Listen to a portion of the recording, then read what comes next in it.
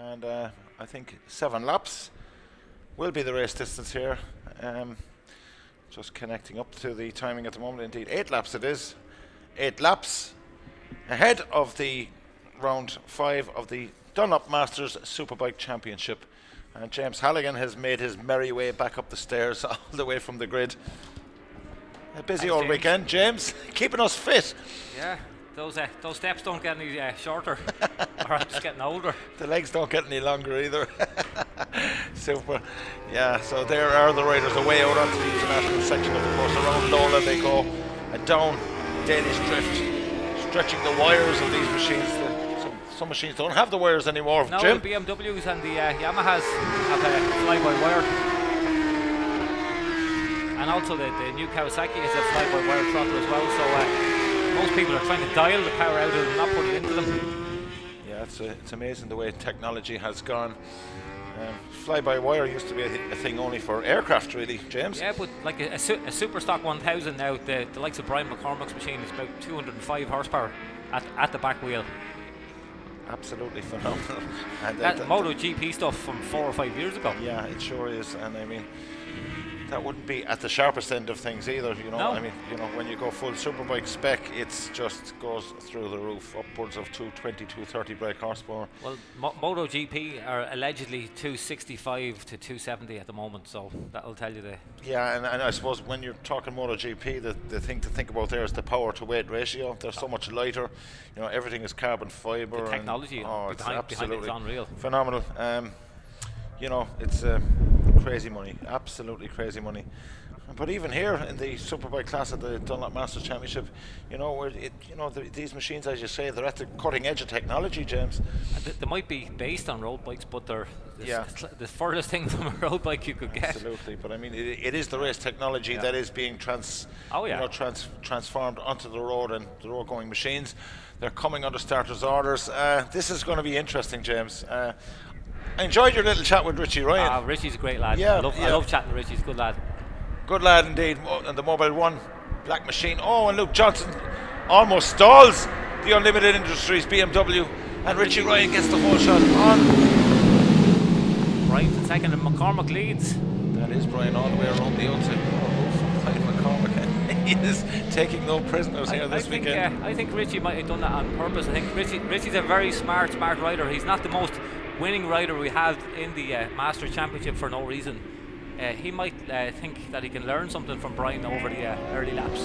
Yeah, there is Brian, the early leader through turn 3, down into the main arena, around the long left-hander of Bridgestone turn 4. So it's Brian McCormack from Richie Ryan.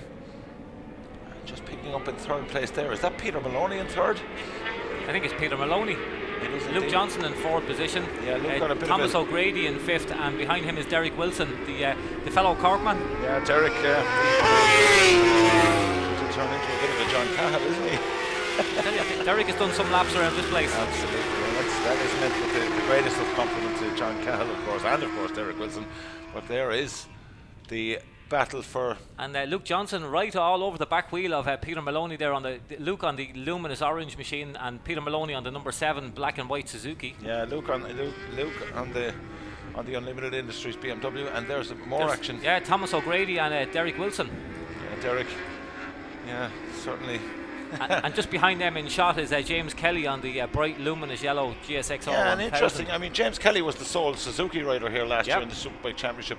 Now Peter Maloney has made the move from BMW to Suzuki, and you know, Derek Wilson has thrown his hat into the ring as well. Wilson runs wide, and that's after losing him 2 places. Yeah, and there's James Kelly looking to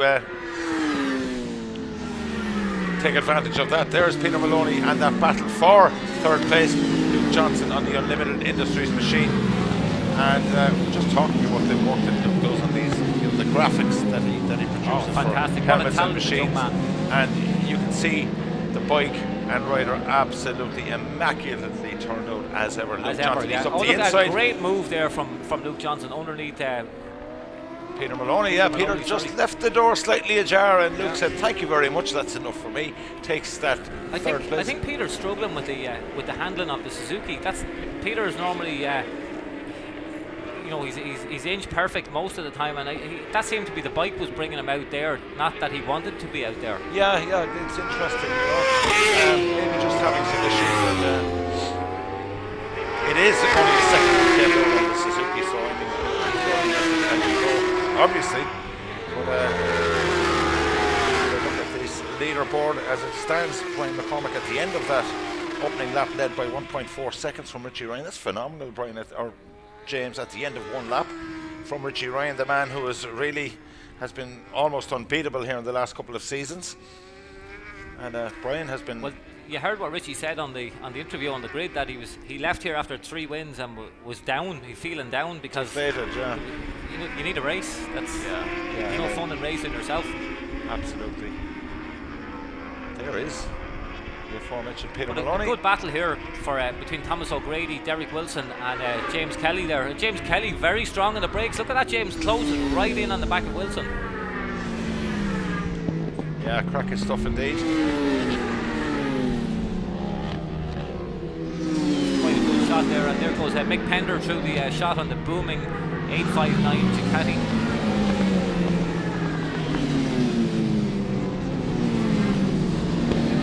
Back in this battle, there's Thomas O'Grady on the white and blue machine, the EICL machine. Yeah, Thomas running in 6th position ahead of James Kelly, but just 3/10 was the gap as they crossed the line. But there's certainly nothing in it now. Thomas, the EICL Round Tour Plant BMW S1000RR, and Thomas back with us at the Masters Championship, having spent a couple of years across the water racing, James. Yeah, he's done a load of racing across the water, but racing across the water is quite expensive. Yeah, good to have him back. Look at the break that Derek Wilson's managed to pull on those two riders. Derek been having handling issues all along since he got this new Suzuki. Can't get it to do what he wants it to do. And I spoke to him at the back of the garages yesterday, and we were chatting away, and he's just not happy. He can't find the perfect balance that he wants to feel with the machine. Yeah, just looking down through the field, and as we concentrate here on that battle between James Kelly and Thomas O'Grady. There's Thomas in the lead at the moment. Thomas, also a very experienced rider, James. You know, he's been around a very good motocrosser as well. Yes, absolutely, and competes regularly at the grass track events up in North County Dublin. There's our leader, Brian McCormack, on the On1 BMW. Let's get a look at the gap. The gap 3.7 seconds. I don't think in the last round we would have seen anyone at 3.7 seconds ahead of Richie Ryan. But Richie was down yesterday, and maybe the bike's not right. Absolutely, he could have upset something here or there. Lots of variables. Maybe the bike is not right, and he went out in the warm up this morning, and they're obviously not going to be going as hard as they are now, and he just found something wasn't there. And the other little thing is that does happen is your confidence gets knocked a little bit slightly, and maybe just at that point where he fell yesterday, he's not as strong as he was. There's a lovely shot of Luke Johnson on the way out of Bridgestone Turn 4 and up along Kennedy's Rise into Lola. Beautiful shot of Luke Johnson, stylish young man, and the ever smiling Luke Johnson, it has to be said. Yeah. Montano Park looking fantastic, James. The grass is beautifully cut. You can see the little daisies coming up through the grass. It looks absolutely beautiful here this afternoon. Great weather, great racing conditions as we watch once again. It's that man Thomas O'Grady through turn 7A and 7B, and James Kelly keeping him honest there, James, up into the right-left flip-flop of Bahrain bends. James been a revelation really. Last year came back to us here at the Master Championship and struggled a little bit, but every weekend was getting better and better and better, and now he's at the front end, at the sharp end all the time. Yeah, he's enjoying it, James. Yeah. You know, he had a couple of tough years on the road, doing the road racing on a 600 R6 Yamaha, and had a tough time, and really there he is. He's gone straight on the and gravel. he's having a bit of a tough time now, a little bit of off-roading for James Kelly, and that is going to put pay to that battle. He's just going to have to get it straightened up. He's trying to dig it out of the gravel there, and he keeps her all going. Yeah, he'll be a little bit. Our second place man Richie Ryan on the number 83 Yamaha R1, the all black machine, covered by Burke Lubricants. Yeah, fantastic. Richie, absolutely super smooth around here. Let's get a look at some of these lap times, James, if we can. And Brian McCormack, best lap time 1:41.57, and he's a full second faster than Richie Ryan, 1:42.577. So yeah, a full second faster than Richie's best. James. Yeah. So just getting a look down at the. Is that Luke Johnson closing in on the back of Richie Ryan? It is. Luke Johnson is catching Richie Ryan on this lap. So Luke Johnson on the Unlimited Industries BMW rolls right in the back of Richie Ryan. Certainly is having Richie some issue. issues. Richie has undoubtedly has some absolutely no doubt about it.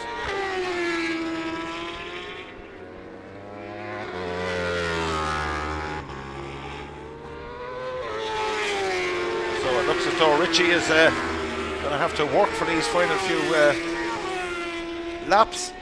4 laps remaining. It'll be 3 when they come to the end of this one, but Richie and I'm sure Luke Johnson is thinking to himself, what exactly is going on here? Coming right up behind Richie Ryan, the man I couldn't catch, and now he's up the inside of Richie. Richie is leaving him through, so Richie, absolutely Richie left the door open. He knew he was there, and Richie's obviously got some sort of a technical issue. Still opens that R1 Yamaha up along the main straight and into turn 1 they go, but Luke Johnson now, the new second place man, Luke Johnson. Brian McCormack has a 7.8 second lead, Brian. And Luke, such a popular young man in the paddock. He helps everybody in the paddock with sign writing and graphics and design and whatever, and he's just such a pleasant chap. Yeah, fantastic. Maybe he's too nice to be a racer, James. I don't know what yeah, too nice. It has been known to happen. I'm the nicest person I know. Fantastic. Just getting a look down through the top 10, ladies and gentlemen. Brian McCormack obviously leads it with that 7.8 second lead. Luke Johnson in second place. Richie Ryan third. Peter Maloney fourth. Derek Wilson fifth. Thomas O'Grady still in sixth. Mick Prendergast in seventh. Jamie O'Keefe eighth. Chris Campbell ninth. Keelan Ryan 10th. First of the Superbike Cup riders is Frank Doherty in 11th place, James, followed by Dara Trapp and Dean O'Grady. That's the Superbike Cup standings, and I'm sure we'll get a little view of them as our TV cameras concentrate on. A little bit different here. I thought the way Luke caught Richie Ryan, he caught him hand over fist on that lap, and he hasn't pulled away. It's as if Richie's got something back again or whatever. Something's not quite right, obviously, but he hasn't, like, Luke closed in on him like he was stopped, and now Luke hasn't managed to pull away from him. Yeah, still the fastest lap of the race stands to Brian McCormack at 1:41.572 seconds, and here is that battle for second place. But I really believe with just 2 laps remaining now that I don't think Richie Ryan has anything in reserve here. Brian McCormack's lead is now out to 8.1 seconds for Brian McCormack. Brian McCormack has disappeared, and I think our cameras have lost him as well. Brian's a long-time racer, very experienced. He'll be reading his pit board. But here we're looking at it's Peter Maloney on the number 7 GSXR 1000. There is Peter, yeah, and we're getting next along Derek Wilson, and that's a good run from Derek there as well. Derek's down in 5th position, and Derek's no spring chicken, James. Would we say that? Is that? That'd be the politically correct way to say it, James. I have to keep on Derek's side now. I need a little favour from him a little later in the year, so we have to look after him. But I'm sure that there's no problem there at all. So little job for Derek later in the year. Chris Campbell, and there's some of those. There's Frank Doherty on the bright yellow machine, first of the Cup runners. Yes, there it is. There's the battle for the Cup class. Yeah, that's Frank Doherty on the yellow bike. Not sure who the rider is just on front of him. That looks like Chris Campbell, James. No, Chris Campbell is number 1. Chris Campbell is up further in 8th position, so possibly Keelan Ryan, number 24. Keelan's changed the colour of his bike. It was white. Yeah, so Keelan possibly there, number 24, in front of. Joe Grant is in the mix there as well now, so Joe Grant has just reared his head. And there's Michael Pender on the 859 Ducati. And here's our leader to start. It's not our leader, it's actually, we're on our last lap, James, already. There is Luke Johnson running in second place now. Brian McCormack has cleared off into the distance. And let's just see where we are. Brian McCormack, the lead down to 7.6 seconds. It's just wound it back a little bit there, Brian. And here is that There's battle. Emmett O'Grady on the is the VTL Honda.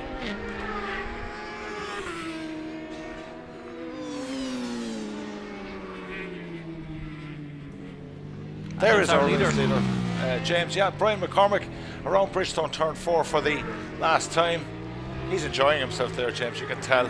Yeah, it's a good build up for the TT, James. It certainly is. And here he is around Lola.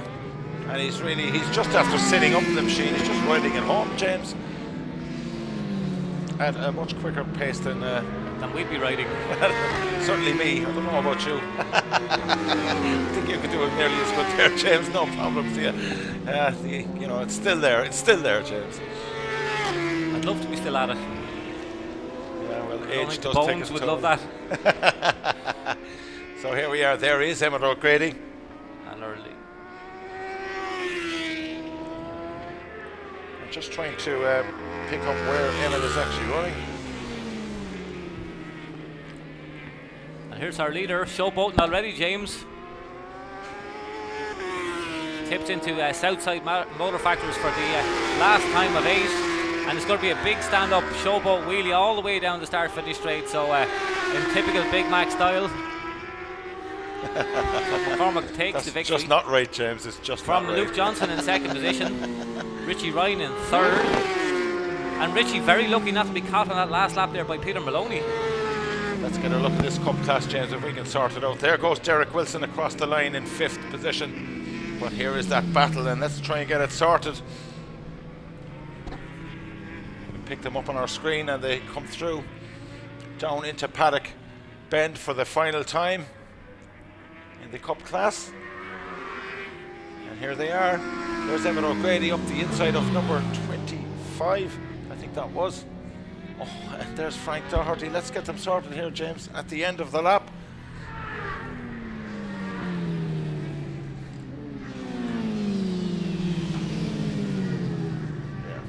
So a great victory there from Brian McCormick.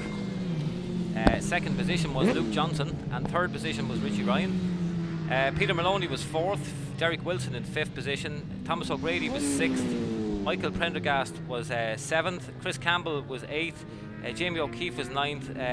It looks like Joe Grant got the first in the Superbike Cup, followed by Frank Doherty in 2nd position, and Dara Trapp in 3rd. So great battle there from all those riders, and Joe Grant taking the honours in the Superbike Cup.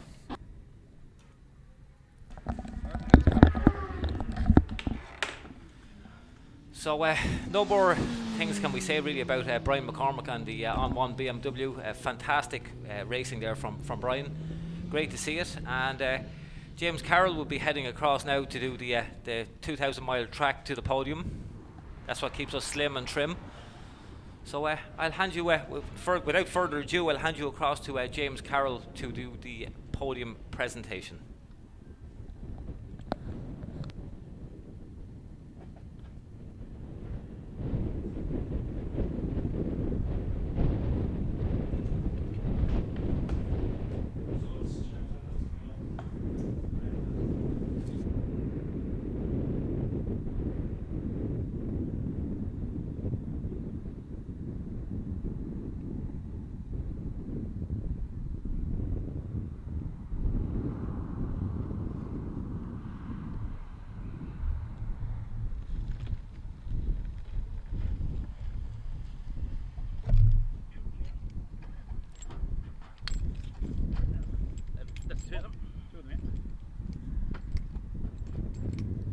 Chicken burger, large Coke, fries. The next time.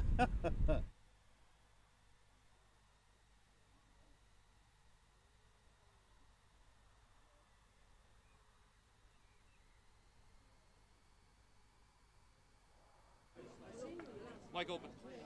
1 2 1 2 1 2. No PA. 1 2 1 2 1 2 1 2. You go. No PA. Tell them there's no PA. Send this up to you. Is it, talk again? Thank you, Paddock. This known as for race, this is for race 3 for all competitors. Race 3, this is with the 2.2 laps for all competitors across all classes. So just know for all competitors, for race 3 in the afternoon, race distance will be reduced by 2 laps. 1 2 1 2 1 2. Right, I'll tell all the lads to speak. You can start calling them when you're ready.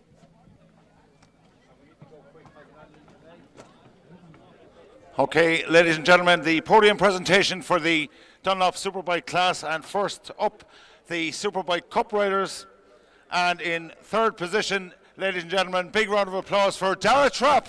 Well done, Dara. Good man, Dara. Second place goes to Frank Doherty. Well done, Frank. Come on up. Good man, Dara. Congratulations.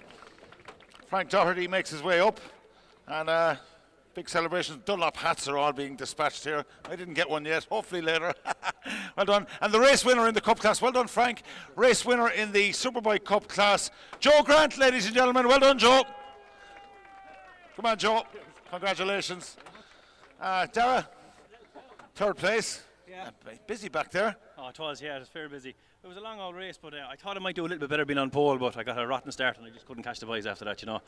They're flying. Hopefully we get better the next one. Yeah, they were at it hammer and tongs there, Dara, you know, the whole race. Yeah, it was fairly wheel to wheel for a good lot of it then, you know, but it's enjoyable out there. It's great to be up here, and as I said the last round I was on the podium, I would be here only for the Highlands that sponsor me this year, and they're down there again with the bike, and fair play to them for that, and hopefully there's a lot more to come from it. Well done, Dara, third place. Congratulations. Well done indeed. Well done. We'll step over here and have a word with Frank Doherty. Frank, that's a bit better, yeah? Yeah. Well, I won the first race, James, so how much better can it get, really? Yeah, but, you know, I mean, things are improving from last year. Frank, sorry for that. No. Well, the big man, yeah, go ahead. But, I mean, you know, from last year, you know, things, you know, you've had a few issues, and things are improving this year, yeah? Yeah, I started well on that R1 last year, and I had a big off in qualifying in the middle of the year. I think I was second in the championship at the time. And from then, just season over. So, just last round, I wasn't happy with the bike. Now I'm starting to get a little bit happier with it. But the race was brilliant there. I enjoyed it big time. I had better pace than what I was going, but I have severe arm pump there. It's wicked. So, unfortunately, Joe was able to pit me there. But go on, Frank. Maybe you can turn the tables in race 2. Well done. Well done, Frank Doherty, ladies and gentlemen. And our race winner, Joe Grant, ladies and gentlemen. Well done, Joe. Cheers, delighted. Fourth or third win so far. In fairness, Frank had me bet only for he says racer's excuse, but he just got tired, that's all. But no, in fairness, he had me. He had the pace. I had no rear tyre. I was sliding everywhere. But luckily enough, I was able to catch him at the end, just make the pass, and then I just rode defensive. I think I nearly came down pit lane in the last corner there. I was covering my line so well, but great to get the win and extend the lead in the championship. So, and thanks, lads, for all the help. Fair play to you. Brilliant, Joe. Thanks very much. We'll talk again later, please, God. Our podium finishers, Dara Trapp, Frank Doherty, and our race winner, Joe Grant, ladies and gentlemen. Well done, lads. Thank you. Okay, on to the Superbike class. Dunlop Masters Superbike class. And in third position, unusually, but had a few issues yesterday, Richie Ryan, ladies and gentlemen. Well done, Richie. Good man, Richie. Unusual spot for you here, but there you are. Second place goes to the man on the Unlimited Industries machine, Luke Johnson, ladies and gentlemen. Well done, Luke. There's a popular man. Great to see this one. Good man, Luke. Great to see you. And a return to winning ways in no uncertain manner this weekend. He's back up on the top step again today. The big man from Tramore, Brian McCormick, ladies and gentlemen. Well done, Brian. Well done, boss. Well done. Okay, Richie, was that very unusual for you to be over here, Richie? I know you were off yesterday. Had you a few issues there with the bike? It looked like you slowed there. Yeah, I slowed. Look, I knew within the first couple of corners I wasn't going to be able to stay with Brian, so tried to get a couple of points on the board, but I really wasn't expecting Luke to come past me. I dropped off a lot there. Yeah, probably a little bit rattled after the crash yesterday, I suppose. Bike seems to be going okay, but we've got a new tyre now for the next race, so you never know, we might be able to do something. But to be honest, Brian is on fire. I'm going to have a job to stay with him anyway, but you know, we had that kind of pace yesterday, so you never know. Like I said, we made a little change. We might put it back the other way again, and we might be able to make a bit more progress the next race. I enjoyed your little chat with James Halligan pre-race, you know, saying that, you know, Brian was keeping things interesting for you. I like to hear that, you know, it's good. Yeah, well, that's a fact, you know, I'm getting bored here just coming up and running away with races and, you know, pulling out a gap of 2 or 3 seconds and just managing it. You know, I prefer to be pushed. You know, obviously I prefer to be standing on the first step, but, you know, we'll come back again without a doubt. Good man, Richie, and hopefully later on this afternoon, all right? Well done. Richie Ryan, third place, ladies and gentlemen. We'll step over here and have a word with this young man. Luke, well done, second place. Fantastic. Yeah, I made life pretty hard for myself with this awful start, but just seems to be becoming a common problem with me with the starts. But yeah, I got away and I managed to get through the traffic, and then I could see I was keep holding station with Richie, and then suddenly just his pace went. So kind of thought, right, we have to go here now. So I mean, it's fairly obvious at this stage of the season that we're probably not going to beat him on pace alone, so we just got to capitalise on every mistake he makes and just hopefully try and keep us in the hunt if we're going to try and win this championship. So just got to keep in there. Absolutely. We did notice that poor start. The BMW bogged on the line. That's an issue with these bikes sometimes, Luke, isn't it? Yeah, it seems to be. I mean, it's a common problem even across the water in England. I mean, there's 35 of the things running at BSB, and you can see when you're watching a Stock 1000 race, you can see at least one of them pogoing every time. So you just got to live with it. And to be fair, the front end's pretty good on them, so it's not too bad to make a pass on the first lap. So I seem to be getting plenty of practice up for it at the minute. But no, just thanks very much to everybody that's keeping the wheels turning here. I mean, it's costing a lot to keep this thing running. So yeah, just massive thanks to all the sponsors and everyone that chips in. Well done, Luke. Thanks very much. Luke Johnson in second place, ladies and gentlemen. And once again, step down here, Brian. I can't reach up that high, boy. Our race winner, Brian McCormick, ladies and gentlemen. Well done, Brian. Thank you very much. That was a bit harder than the 600. It was. I knew when I got a good start, and I ran around Rich in the first corner and kind of hung it out for the first few laps. They're all kind of 54 or 41s every lap. So, and then I saw the board kind of creeping up, so I was kind of happy then because the tyre was gone after 4 or 5 laps. So I try and keep that for the last race. But look, it's great to be out in front again and not see anyone in front of you. But it's hard to concentrate with 3 or 4 laps to go and you see that much on your board. So I kind of slowed off too much maybe. But look, it was great. The on-one race in BMW was flying. So thanks to all the sponsors here. I see Christy Cavan and other sponsors here, loyal sponsors. So it's great to see them out. And Thomas Simon sitting down there as well, who's backed me all these years. So it was great. It was a good day. So hopefully we just bring on 2 more races now. So fantastic, Brian. Well done. And as you say, the budget's tight. Trying to save that tyre for the last race. TT is on the way. Yeah, the budget's very tight, unfortunately. But we're pulling out of the Northwest and trying to keep everything dry for the TT. But Danny, the team manager, and all the boys are working really hard behind the scenes to get everything ready for that. So yeah, we'll be at the TT with a good bike and in good form, hopefully. Congratulations, Brian. Great to see you back up here. Podium finishers, Richie Ryan, Luke Johnson, and our race winner, Brian McCormick, ladies and gentlemen. Thank you very much indeed. We'll hand back to Jim Halligan. Thank you. Thank you, James. And next up is the Principal Insurance pre-injection race. Not such an exciting race earlier on today. Yesterday was a fantastic race, but this morning we had a couple of issues. One of them being that one of the riders slipped off very early in the race. Colin Murphy, very lucky to escape unhurt from the crash at the back of the paddock, lost the front into the long left-hander there, and the machine cartwheeled through the gravel, and so did the rider, but that split the field up slightly. But we see Colin back on the grid here now, ready to go, chatting away to our earlier race winner, our second position man, Mark Culleton.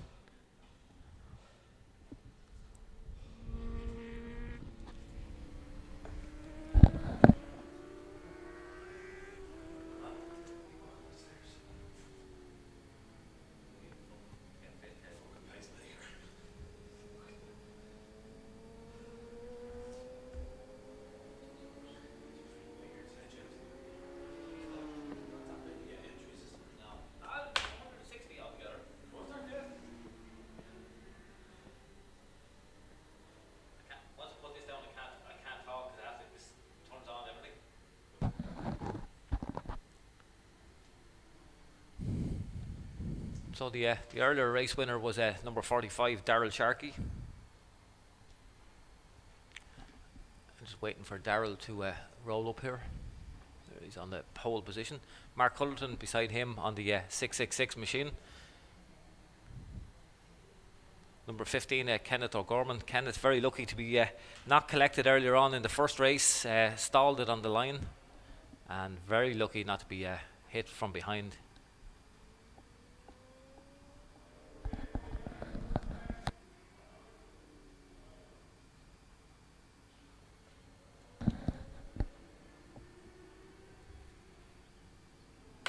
So this is race 3 for the pre-injection class, over 7 laps of the international circuit here at Mondello Park.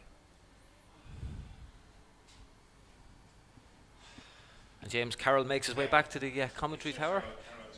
He thinks he needs an ambulance or a doctor. He looks like he's going to die. It's tough going. For those behind the scenes, we've got 6 or 7 flights of stairs to run up to get to the top of the tower, and then run across to the podium, and then run back. And it keeps you on your toes. Anyway, you burn more calories than you would sitting at home. Anyway, that's for sure, James. Yeah, Jim. I think we're going to enter Ireland's fittest family next year. Yeah, we should actually. Or Ireland's fattest family. I knew that was coming. Anyway, back to the action. So they're away in their warm-up lap. And another rider, James, has stalled nearly. Number 86 at the back of the field there. Very lucky not getting collected again. So the Principal Insurance pre-injection class underway on their warm-up lap, and it's getting a look at this now. I think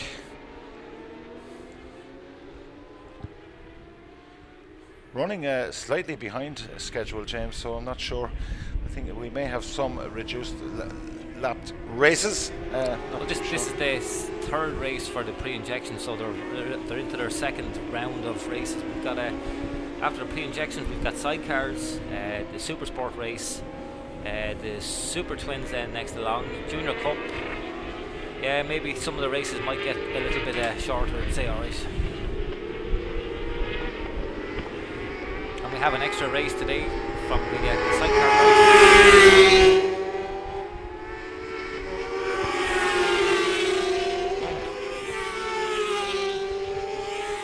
And it looks like we're going to have the pre-injection over 5 laps.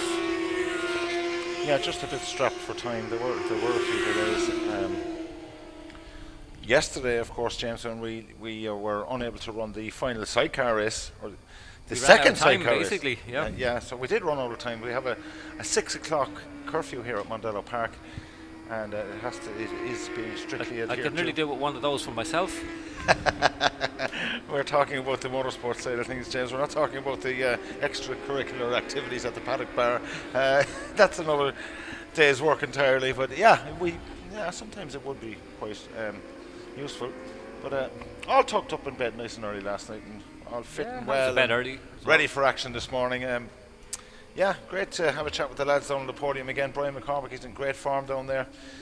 Richie had no answer there in that Superbike race. So we'll get on with things. One of the support races, as we call it, but certainly the support in this class has been here for the last number of years. Principal Insurance, wonderful support of the pre-injection class for the last as many years as I can remember, James. And the proud sponsors of the pre-injection class. Principal Insurance, go along and look them up on the website for all your insurance needs, www.principalinsurance.ie for any insurance needs, housing, motorbike, car, any form of insurance you need. I'm sure they look after you there. Ali Dixon, one of the main people in there. We'd often see Ali with us at Mondello. No representatives from Principal with us this weekend, but we thank them kindly for all their sponsorship and look forward to seeing them very soon again here at Mondello Park. So they're all ready to go here on the grid for the pre-injection class. Over 5 laps. 5 laps indeed it is.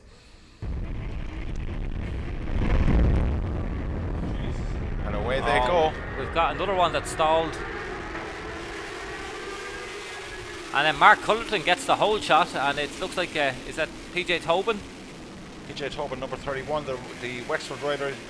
Indeed, I think it is, number 31 on the red CBR 600. It is indeed, and he gets the lead. He's taken the lead. Mark Cullerton's obviously missed the gear. Absolutely, or has a technical issue. Yeah, it looks as something like that, James. Probably just failed to select third gear there through turn 2. And Sharkey up to second position there already. Taking full advantage of that little slip up by PJ Tobin. And there is.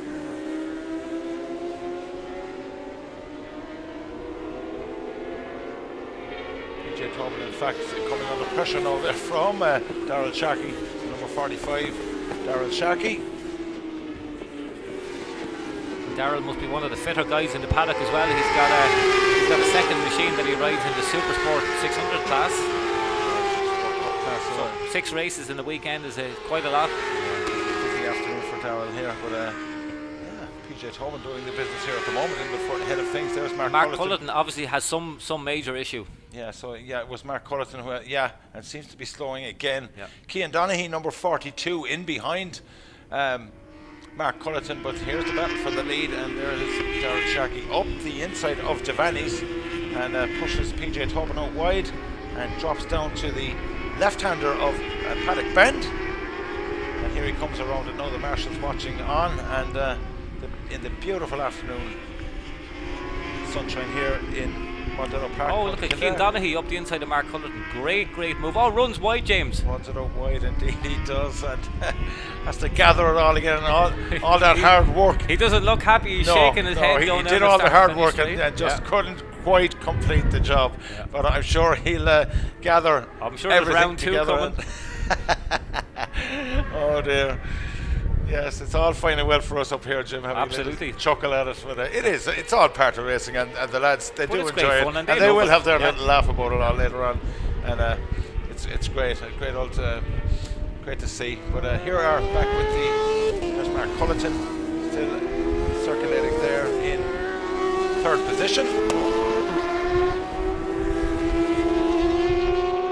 Bit of a battle there for 5th and 6th.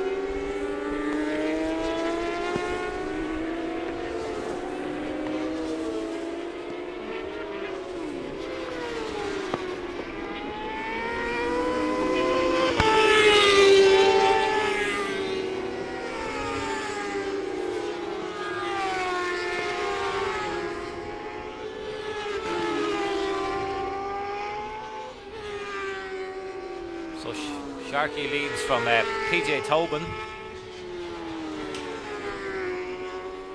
Mark Cullerton in 3rd position. Cian Donaghy now looking to get up into 3rd ahead of Mark Cullerton. Slane Maguire in 5th. Owen Levy in 6th, and Colin Murphy in 7th position. And there is the battle. There's Mark Cullerton and Cian Donaghy. Yeah, Cian keeping Mark honest as they come through Paddock Bend, the left-hander of Paddock Bend. There is number 31. Oh, Donaghy gets the back wheel in the air, but manages to not get it stopped again, James. Yeah.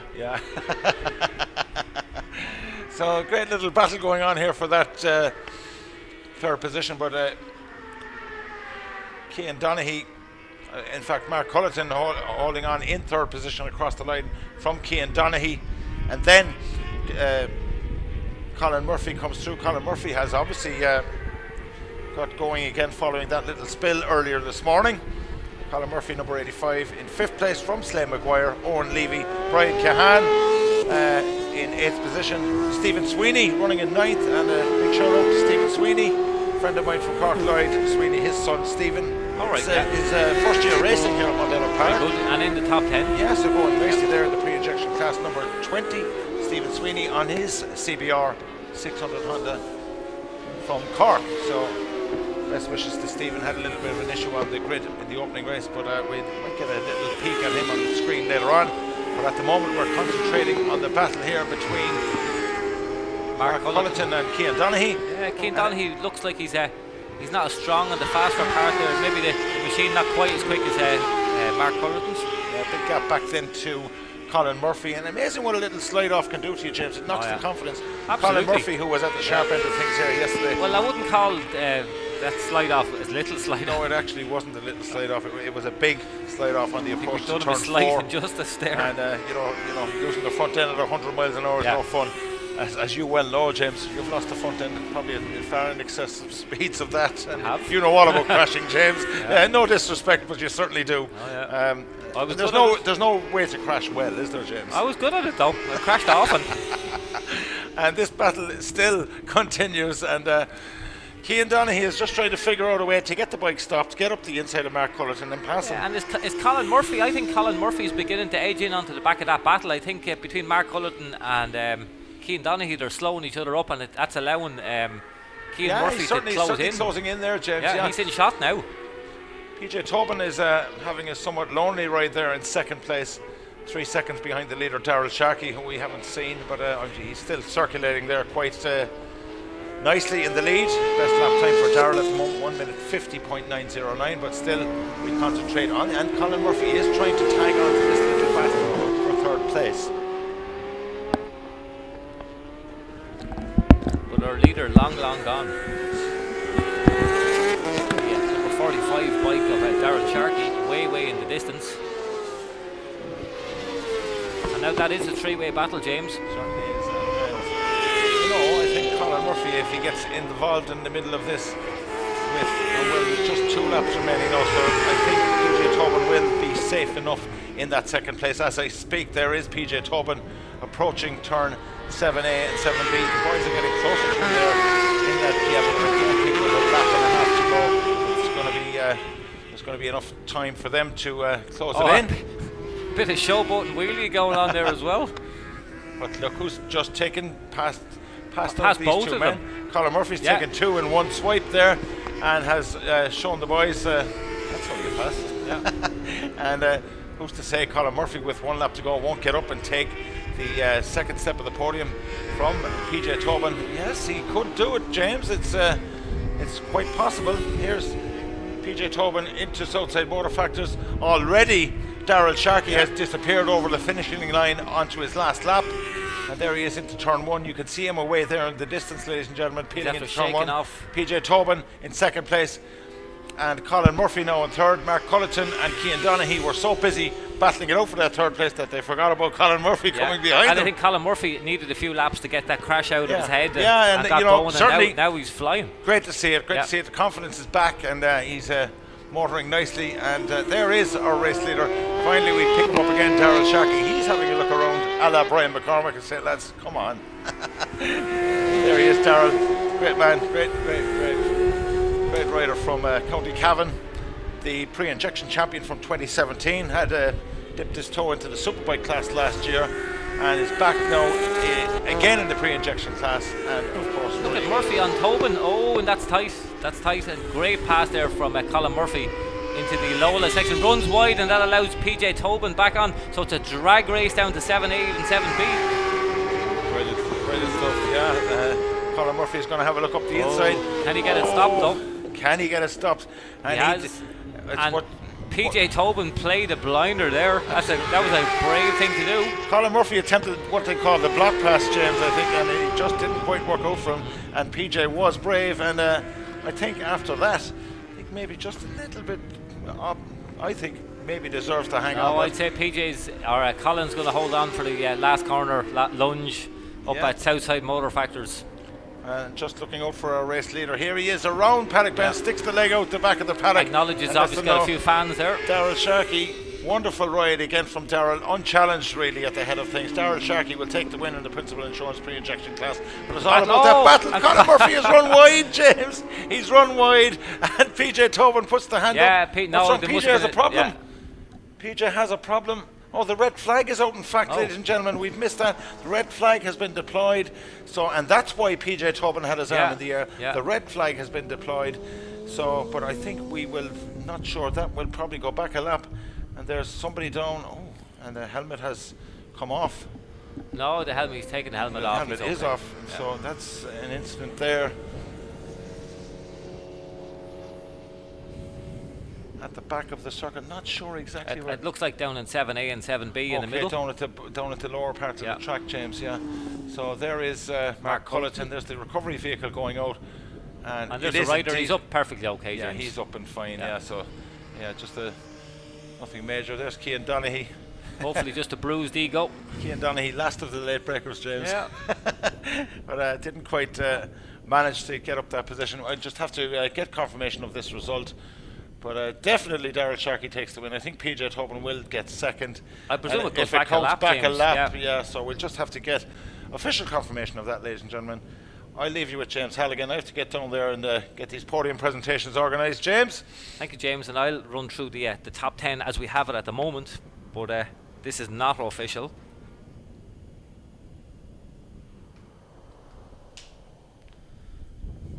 So as we have it, our winner was Darrell Sharkey, PJ Tobin in second position, Colin Murphy in third, Mark Culleton fourth, Cian Donaghy fifth, Owen Levy sixth, Slane Maguire in seventh, Brian Cohan, a great 8th position, ahead of your mate Stephen Sweeney, and Kenneth O'Gorman in 10th position.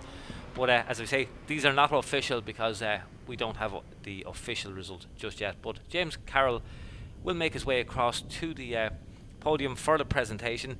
Next up we'll have the Sidecar race, and I do believe that's over 5 laps. So hopefully we'll have some action between the Lynch brothers, Mark Codd and Terry O'Reilly and so on. So looking forward to an exciting Sidecar race after the principal insurance pre-injection podium presentation. So we'll pass you across to James Carroll.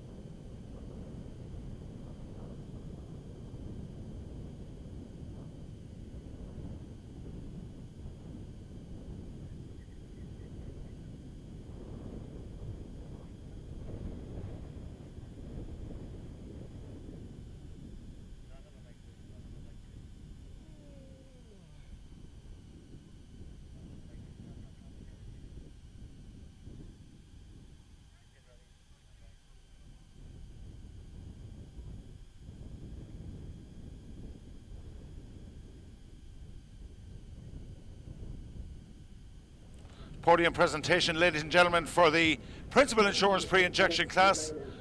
Very quickly. Let's wait for that announcement to finish. And in 3rd position, we'll have to make it quick, lads. Sorry about this. 3rd position goes to Colin Murphy, ladies and gentlemen. Well done, Colin. Come on, Colin. 2nd place, we'll get him up as quick as we can. 2nd place, PJ Tobin. Well done, PJ. Come on, Colin. Well done. And it's another win for the cameraman, Daryl Sharkey, ladies and gentlemen. Well done, Daryl. Come on, PJ. Well done. And here comes Daryl.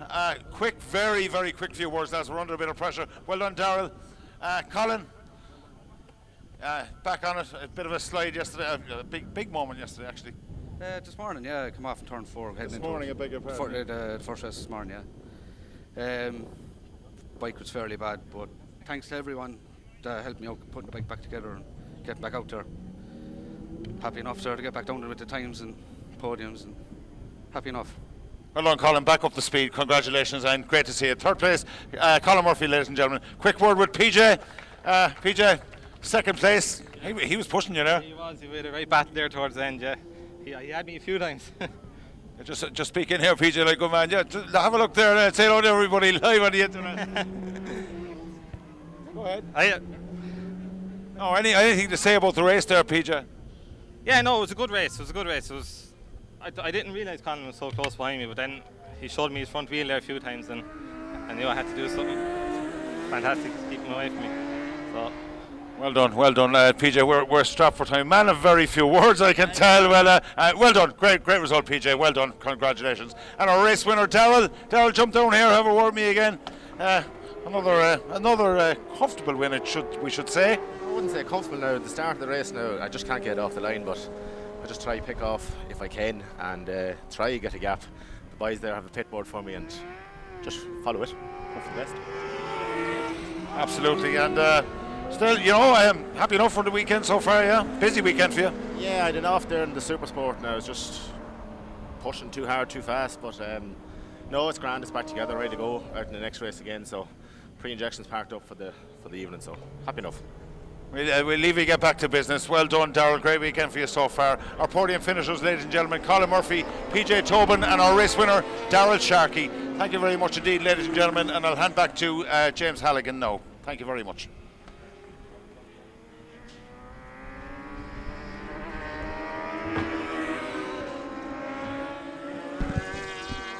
Mic 2. So the Sidecar is out on their sighting lap for the 5-lap Sidecar race. That's actually a 4-lap race, I do believe. So what's the you two?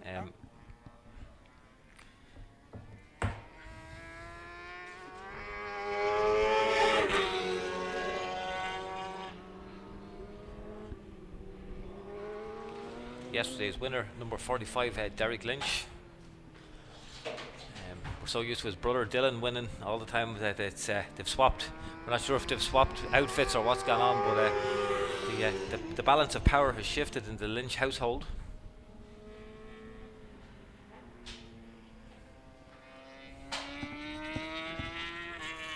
And two of the outfits back on the grid there. Number 18, Mark Codd, and in the passenger seat is Liam Gordon.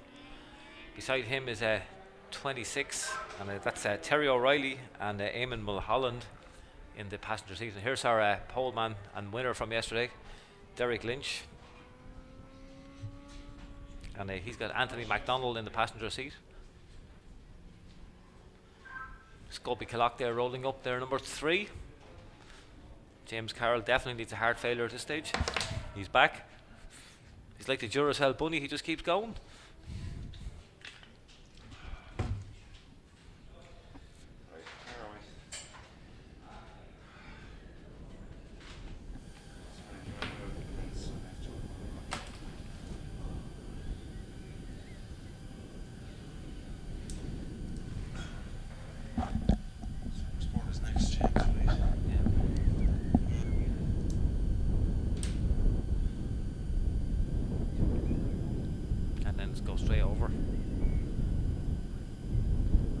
Because we're running out.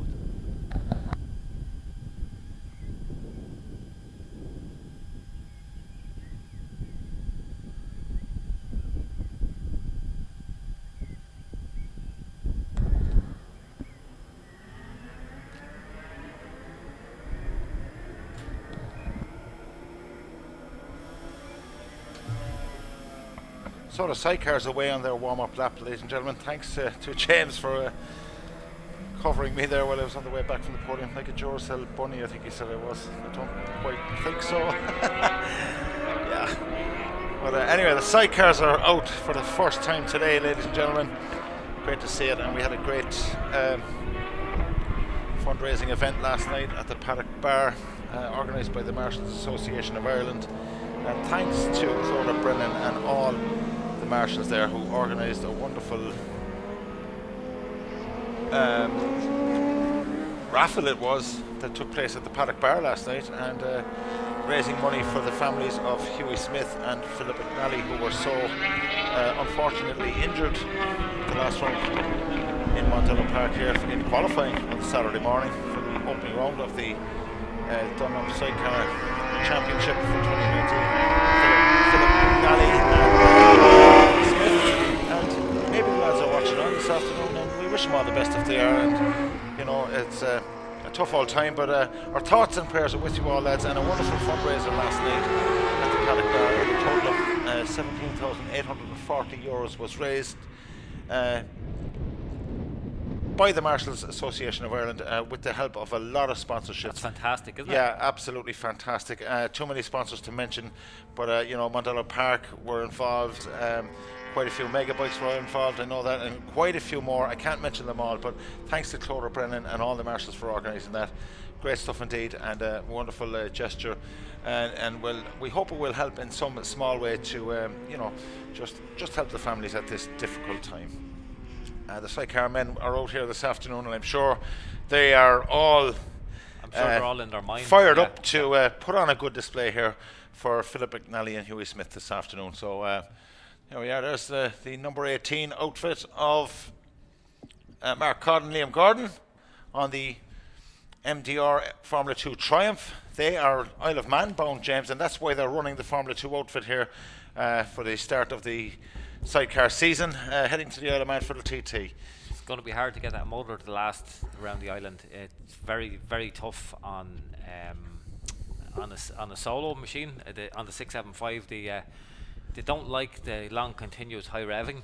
They prefer acceleration and torque and coming out of slower turns. And not to say that they're not super quick, but their reliability over 3 laps or 4 laps of the Isle of Man in a sidecar, because it's going to be on the limiter everywhere.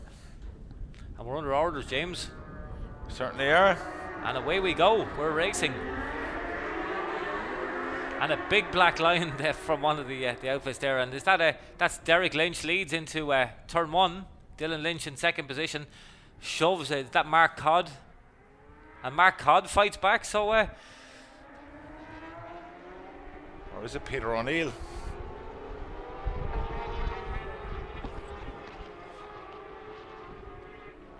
Plenty of toing and froing.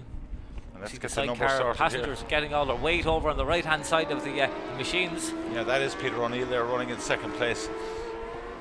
And it looks like it is Derek Lynch in front. Yeah, and Peter O'Neill very, very quick. They're very quick in the back of Derek Lynch.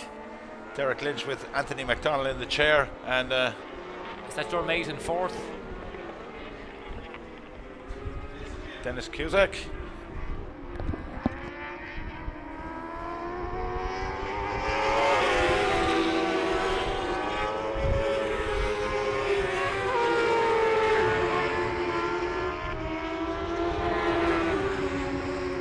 Back with the action here, ladies and gentlemen, and the leaders down into turn 7A and 7B. And there is number 23 in that fourth position. That is Dennis Cusack from Limerick. And there's a bit of action here at the front of things in the sidecar class. It certainly is Derek Lynch with Anthony McDonald in the chair, approaching Devaney's, and there is Peter O'Neill and getting pushed all the way from the 46 of Dylan Lynch with Mark Gash in the chair. We wonder what's going on. Dylan was nearly unbeatable here, James, for a couple of years. Absolutely unbeatable. I'm not sure. And a mistake there from the Peter O'Neill outfit. Ran on the brakes into turn 1 and nearly ended up in the gravel. Yeah, Peter O'Neill with Brian Butler in the chair and running nicely, but Dylan Lynch, and look at the style of Anthony McDonald on the chair of that unit, has everything hanging out there. Anthony McDonald getting over that back tyre for maximum traction. Brian Butler fighting that outfit hard to keep that passenger wheel down, and on the right-hander of, or the left-hander of turn 2, I beg your pardon, and they approach now turn 3, and there's the race leader Derek Lynch with Anthony McDonald in the chair.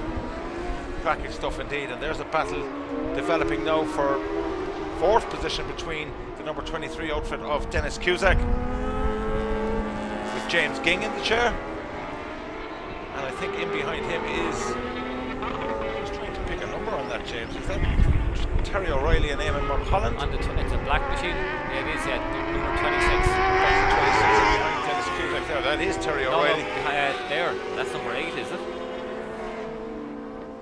Oh, that's Mark Codd, I think. I'm not sure. I'll have to get a number on that. Difficult to see it here on this screen, but we'll get the. So Dennis Cusack running in 4th, and in behind him, according to our screen, it is Mark Codd, number 18. Mark Codd and Liam Gordon on that. Yes, it's the Formula 2 Triumph, so they are putting the bigger Kawasaki-powered outfit of Dennis Cusack under some pressure here as they approach the flip-flop of Bahrain Benz. I nearly dived underneath him at Bahrain Benz. Had a little look, but certainly the superior power of the ZX-10 of Dennis Cusack should pull him out of these corners a lot faster, out of Devaney's. And speaking to Dennis last night at the bar, he was absolutely delighted. His first podium here in the sidecar class yesterday. Absolutely delighted with life, and enjoying his racing. And all. How lucky is he? Yeah, enjoying his racing. Worked for many years with the United Nations, Dennis, and has now retired and gone back to his roots of full-time racing, sidecar racing. Yeah, well, he used to be a passenger with Willie Barry many years ago in the sidecar class, Dennis Cusack. But had a lovely chat with Dennis last night in the bar, and great to see him out there again and enjoying his racing. Dennis Cusack, number 23 from Limerick. And we have one of the outfits using a bit of the grass there. A little bit of a cloud, a dust cloud there on the exit of turn 2. And we're missing one of them. We certainly are. That's Dennis Cusack is after dropping away way back from Mark Codd. Yeah, I think Dennis may have been.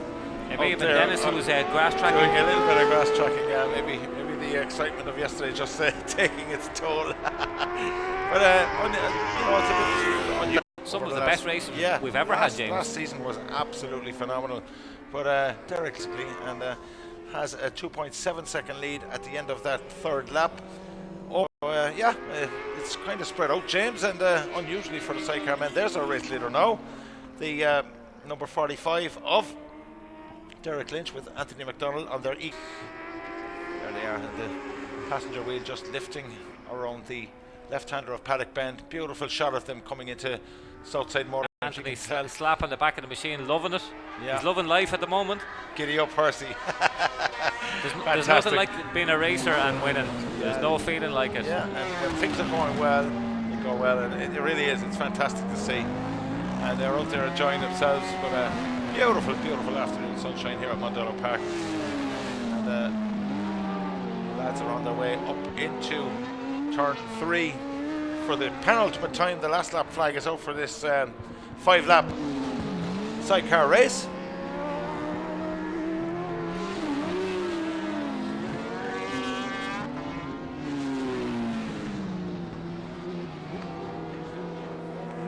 Anthony McDonald showboating there in the passenger seat, giving them his friends, the marshals, a bit of a wave. Has time to wave to them all, yeah. So they are enjoying it. So certainly well on their way with a commanding 2.8 second lead going on to the final lap over this pairing here of Peter O'Neill and Brian Butler, and a long way back now to the 3rd place of, looks like Dylan Lynch there. I think it is Dylan. Here's our leader back into shot, the number 45 machine.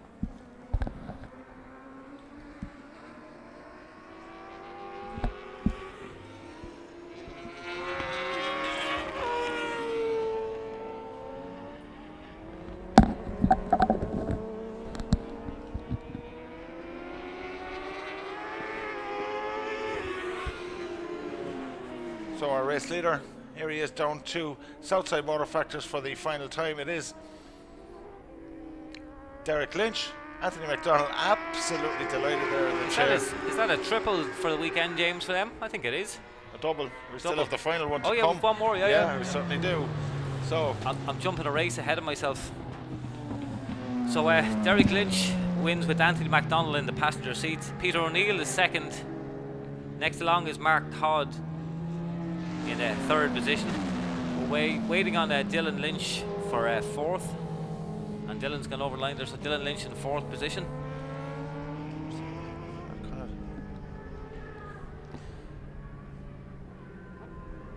So Terry O'Reilly in sixth and Darren O'Dwyer in seventh. Scobie Killock looks like he's going to be in eighth position.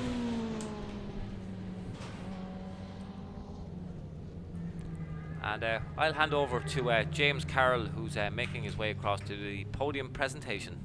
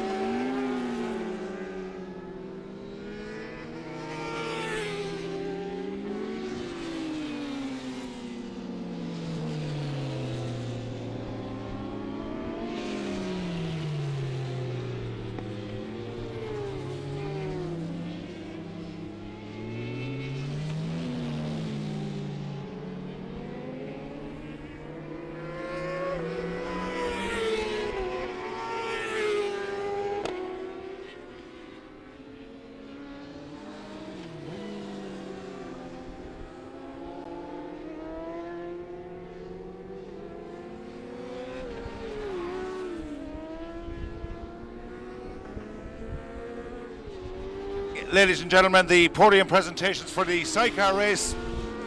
And in third position, we'll get ahead with it. We're under a bit of pressure with the Superbikes coming on the grid. Third position in the Sidecar race, Mark Codd and Liam Gordon, ladies and gentlemen. Well done, lads. Give them a round of applause, ladies and gentlemen. Well done. Mark Codd, Liam Gordon making their way up. Well done, Mark. Liam, congratulations. Second place goes to Peter O'Neill and Brian Butler. Peter, come on up here. Hello, Peter. Come on up. That's it. Brian Butler, is Brian here? Come on, Brian. That's it. Lads are too busy chatting down there to come up. Well done, Pete. And Brian makes his way up. Well done. And our race winner. Well done, Brian. Well done. Race winner, once again, Derek Lynch, and the passenger, Anthony MacDonald, ladies and gentlemen. Give him a big round of applause. Well done, lads. Well done, Derek. Well done, Anthony. Quick few words. Mark and Liam. Mark, up on the podium, happy enough? Yeah, we're happy enough. Look, getting a bit of hassle with our TT bike, so we brought the all reliable up for a run and just a bit of crack. You have the old spare. The spare, yeah. That's what you call it. I was wondering there. I did notice that you had a bit of issues with the Triumph engine this morning, yeah? Yeah, we did the gearbox yesterday, so had to go home, strip it last night, and spend more money before we go next Saturday. No pressure then? No, not at all.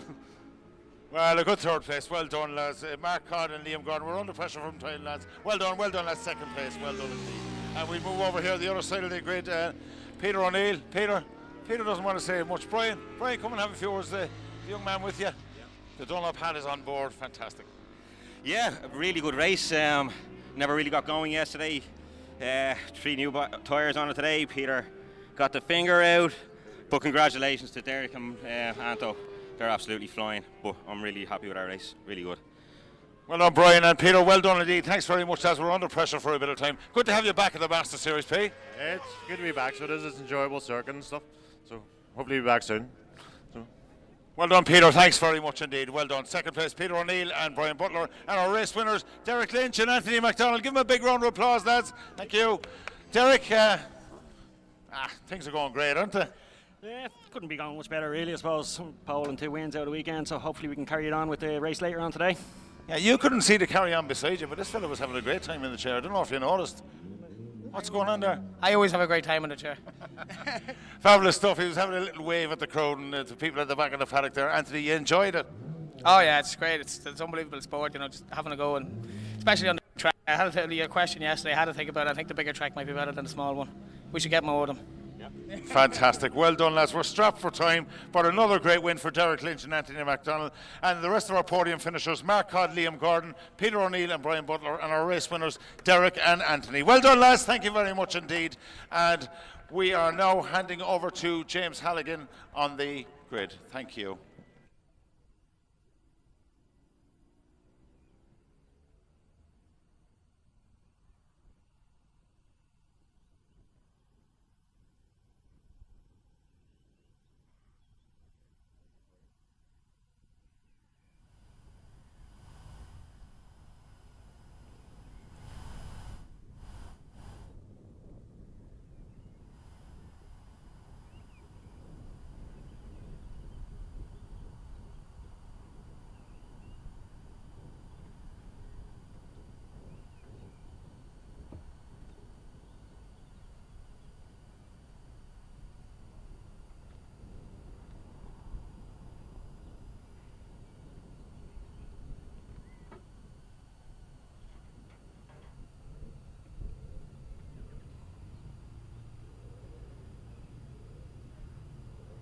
Quick grid walk interview. Michael Owens on the front row.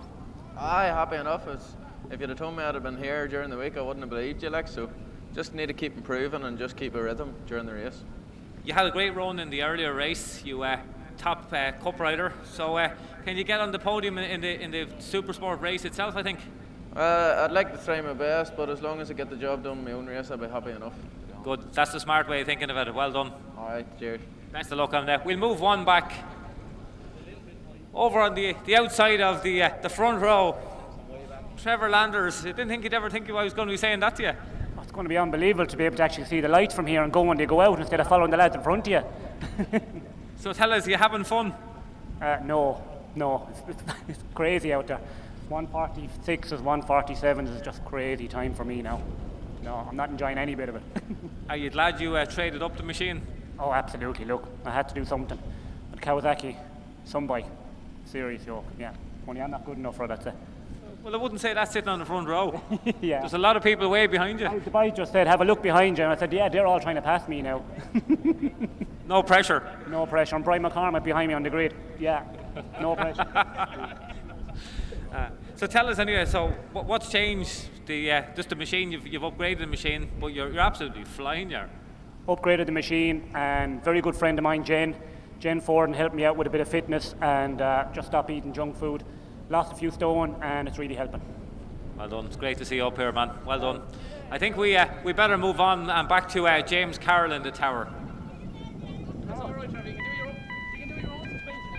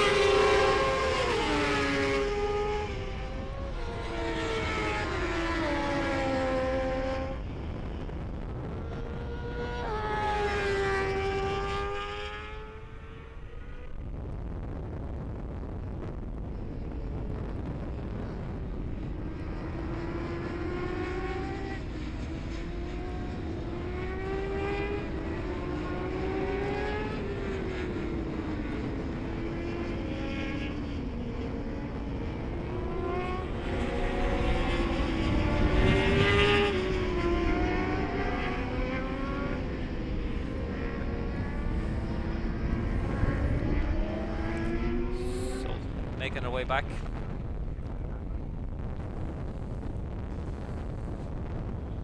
Yeah, the warm-up lap, and certainly they will be warmed up. The temperature's rising here, James. It's indeed, and Andrew Murphy, the first one back. He's keen, James. Certainly is. Yeah, we're having a busy afternoon. Just the laps being reduced ever so slightly. 6-lap race this time, ladies and gentlemen. Reduced by 2 laps. So still trying to catch up on that lost time from yesterday. Sorry, James. These are the races that Brian McCormack wasn't looking forward to. He didn't want to be starting on the second row. It's you're boxed in a bit, but with the reverse grid thing. Yeah, absolutely. So we do, He'd rather it's just have the a clean front run, 2 rows reversed, yeah. James, I think, isn't that right? Yeah. So it has been reversed. Luke O'Higgins in that pole position with Michael Owens and Trevor Landers. Next row along is Brian McCormack, Ray Casey and Andrew Murphy. And there's Brian making his move, you can see it. Yeah. That's Ray Casey up into second place behind. I think it's Michael Owens in that lead. It is Michael Owens, and McCormick Lee is in second position. Yeah, Brian rode right around the outside of Ray Casey there around turn 1, and through turn 2 they go. 600s all safely through. But the early race leader is the yellow plate of Michael Owens, Supersport Cup rider, James. Yeah. Nice to see it. And that's a big weight on young Michael's shoulders. The whole clear track in front of him. Brian McCormick has another right. He's got a little bit of a slide on the exit of turn 3, Michael Owens, but really showing some maturity here and leading the scene. But this will help his riding so much, James, for someone like Brian. If he can tag on to Brian for 2 or 3 corners and see what he's doing, and then again with Ray Casey, that was never going to work there. No, not at all. An awful, not really a passing place. That's a great shot. TV does it no justice. It's so fast there, maybe 140, 50 miles an hour. Turn 7A and straighten it up again for 7B and emerge from that lower section of the track. Some spectators out the back there having looked. Some great viewing out there, James. It's fantastic. If the BSB was ever to come back, if you sit between 7A and 7B, it's the best part on the circuit to watch. Absolutely fantastic spot, and you can see behind you onto the national circuit section of the circuit as well. So we're back with us around Devaney's, and already Brian McCormick down into the Southside Motor Factors for the first time. Ray Casey looking up the inside of Michael Owens, and in behind Ray Casey is Luke O'Higgins. It is Luke O'Higgins. Yeah. Luke going very nicely there indeed. Luke O'Higgins. Oh, and look at Casey on the brakes there. Very, very strong pass into turn 1. So 55 now up into second position. Raymond Casey ahead of Michael Owens in third, and Luke O'Higgins in fourth. And still a big shout out there in fifth position for Andrew Murphy on the borrowed bike, and that was a bit of a harsh pass. Luke O'Higgins stuck it underneath under Michael Owens and just pushed him slightly to where he wanted him to be. Yeah. Take that, says you. So it's settling down now, to say the least. There's Andrew Murphy following a somewhat poor start from him. Andrew.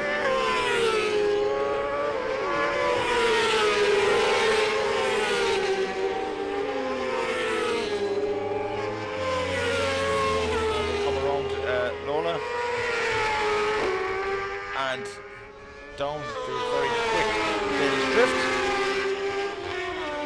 Down into turn 7A and 7B, and you can see them hard on the brakes there into 7A. James, there's Andrew Murphy behind Michael Owens now, and behind him is Dave Butler and Graham Whitmore. Yeah, Graham Whitmore. I had a chat with Graham between races there, and he's quite happy with the way things are going. You know, things are looking up again for him. There's Brian McCormick. There's Brian McCormick on the Roadhouse machine, sponsored by Husqvarna, the Roadhouse Macau, Alco Kitchens and Bedrooms, Mega Bikes and Cavanagh Christmas Trees. So big shout out to the lads there who gave us some of the information that we need, because if you want us to talk about it, we can't talk about it unless we know about it. Absolutely. And there goes Brian McCormick on his starting out onto lap 3 of 6. Brian's best time 1:45.515. He now holds a commanding 2.6 second lead over Ray Casey. Luke O'Higgins there in third position, just 6/10 back on Ray Casey. Further 6/10 back is Michael Owens in fourth place, leading Supersport Cup rider by a long, long way, it has to be said. Andrew Murphy is next in fifth.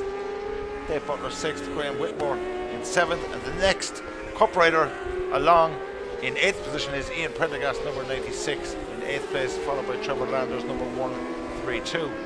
Darrell Sharkey running in 10th place, having had a slide off in the earlier Supersport race. Won the pre-injection race. He's having a busy day, James. I'm sure he'd be happy to get the letters off at the end of this one. It's 9 races over 2 days. It's a lot of racing. Yeah, so you want to be pretty fit. Absolutely. Oh, and there's Graham Whitmore. Graham Whitmore's has he got a technical issue, or is he just pulled over?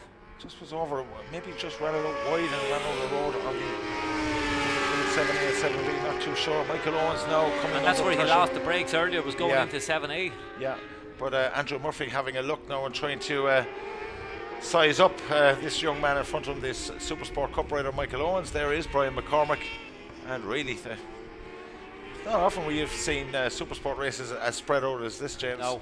There is. And there's Murphy underneath Michael Owens into Southside Motor Factors. Yeah, certainly is. So Andrew Murphy gets up in. And we're half race distance, James.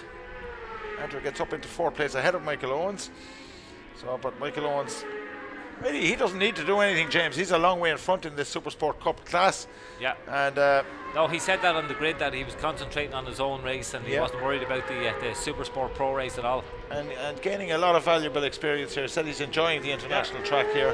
He hadn't raced on it before this weekend, so he's enjoying it. And I'm sure he's picking up bits and pieces as he goes along from different riders. And you know, it's all a learning curve for these young men. But you know, Michael Owens certainly, I would say, one to watch for the future, James. Absolutely. Certainly very promising young rider. Yeah. I'm back here with that's Luke O'Higgins in shot there now with the white helmet, been chased by Andrew Murphy. So Andrew Murphy, the man on the charge. Andrew Murphy up to 4th position now. I'd say Andrew could be on the podium by the end of this one. Yeah, he had quite a comfortable ride to 3rd place in the opening race, and made hard work in this one following a poor start. But the reverse grid positions probably upset and things. A borrowed bike. Yeah, remember absolutely. That? It's a borrowed bike. There's Brian McCormack, yeah. smooth as you like, down into 7A. In fact, I'm wrong, it's just going into Bahrain Benz, the left of Bahrain Benz, and around the vanity comes. Yeah, and the big mega bike sticker glistening in the sun. It's not often you can say that here at Mondello Park. The weather in Ireland is normally awful, but we're doing well. There he is around Paddock Bend and up into Southside Motor Factors, just blipping it down the gears, and Brian gets it all gathered in for Southside Look Motor at Andrew Factors. Murphy, dives underneath Luke O'Higgins. Yeah, can he hold it? He does. Absolutely did. Just backing it in there, James. Yeah. You can see the back end coming out. Pushing on. Yeah, borrowed bike or not. Yeah, making that little R6. Oh, and is he going to get it stopped? Your word, James, getting a bit squirrely, is he? That looked a bit, ever so slightly out of control, but he did gather it. Cracking stuff from Andrew Murphy. He is riding the wheels off this thing. He certainly is on a standard R6 Yamaha, I believe it is, James. Luke O'Higgins in behind him. But Andrew has, as you predicted, James, made his way up into that 3rd position. So the podium placings will be as they were in with race 1. With a lap and a half to go, I think Andrew Murphy can catch Raymond Casey for 2nd position. He's reeling him in. He's actually they're in shot now together. So Brian with a 4.3 second lead on going on to that penultimate lap. This time around, the last lap flag is being prepared down there at the start finish line. Back with the action, here it is. There is Andrew Murphy. You see Ray Casey in 2nd place, Andrew Murphy in 3rd, Luke O'Higgins 4th. There is the leading Supersport Cup rider Michael Owens, having a great run out, and in behind Michael Owens is Dave Butler, having a bit of a lonely ride there in 6th Look at place. Murphy, he's nearly on the back wheel of Raymond Casey now as they head towards Bahrain Benz and back towards the paddock section of the international track. Yeah, has a lap and a half to do it, James. It looks He's like Colin. he will. He was very strong into Southside Motor Factors on that previous lap. And this is the battle on the track. It's the battle for 2nd position between 55 Raymond Casey and Andrew Murphy. There's Brian McCormack, oblivious as to what's going on behind him, but there is that battle between Casey and Andrew Murphy. I think Ray Casey might have just got a little wake-up call from the pit crew, say, push it on there, Ray, and let's what we have we hold, and let's hold on to this 2nd place for this final lap of the round 6 of the Dunlop Masters Supersport Championship here at Mondello Park on this beautiful Sunday afternoon in County Kildare. There is Ray Casey. It's that sort of a day, James, that we wish we could do the commentary from sitting outside in the sun somewhere. Yeah, it would be nice. Get a bit of most colour days on these. we're thankful to be in here out of the rain. That's for sure. That's for sure. Yeah, we'll maybe get a bit of colour on those wonderful pins of yours, James. Thank you. I've seen a crow looking to borrow them. Brilliant. There goes Brian McCormack, and there is Ray Casey, and he seems to be holding off the challenge of Andrew Murphy. And there's Brian, slow as you like. He's having a look around, see what's happening behind him, and we can see Andrew Murphy has closed in He has closed it. McCormick is slowed right down as well. He's looking over his shoulder to see what they're doing. Yeah. And definitely Andrew Murphy's going to have a look. He's going to have a lunge. There's no doubt about it. He can't be that close and not have a go, James. No, and it looks here they are into the left hander of Devaney's, and they will drop down now to Paddock Bend, and there's McCormick wheeling his way up to Southside Motor Factors for the final time. He's having a fantastic weekend for himself, but let's get a look at him as he comes around. Ray Casey is going to hold on. It looks as though he will indeed. Ray Casey holds off the attentions of Andrew Murphy to take that second place.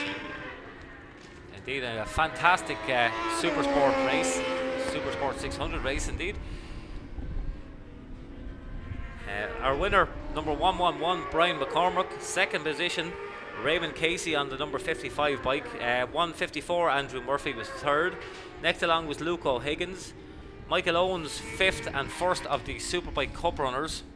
Sixth was Dave Butler, he's a Superbike pro. Graham Whitmore was seventh.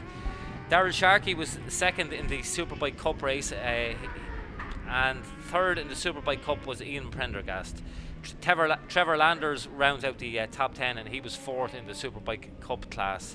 So a fantastic Supersport 600 action, absolutely cracking stuff here. Great to see the Brian McCormick on the Roadhouse Megabikes Yamaha R6 really doing the machine justice. And we'll hand over to James Carroll, who will be doing the podium presentation and the long sprint across.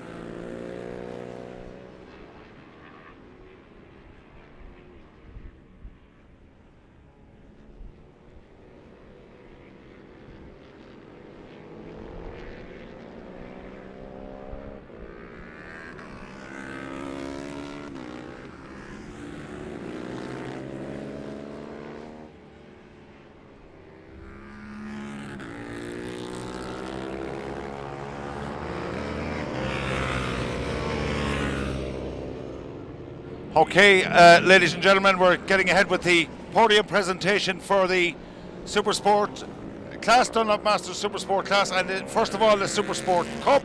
And in third position goes to Ian Prendergast, ladies and gentlemen. Well done, Ian. Come on, give him a round of applause, ladies and gentlemen. Thank you. Well done, Ian. Congratulations. Well done. Second place goes to the man who's had a very, very busy weekend and had an off earlier, but he's back up on board in second place. Daryl Sharkey, ladies and gentlemen. Well done, Daryl. Good man. And it's another win for the young man from County Tyrone. Well done to Michael Owens, ladies and gentlemen. Well done, Michael. Cracking stuff indeed. Well done, Michael. Andy, do you want to come up and do this now?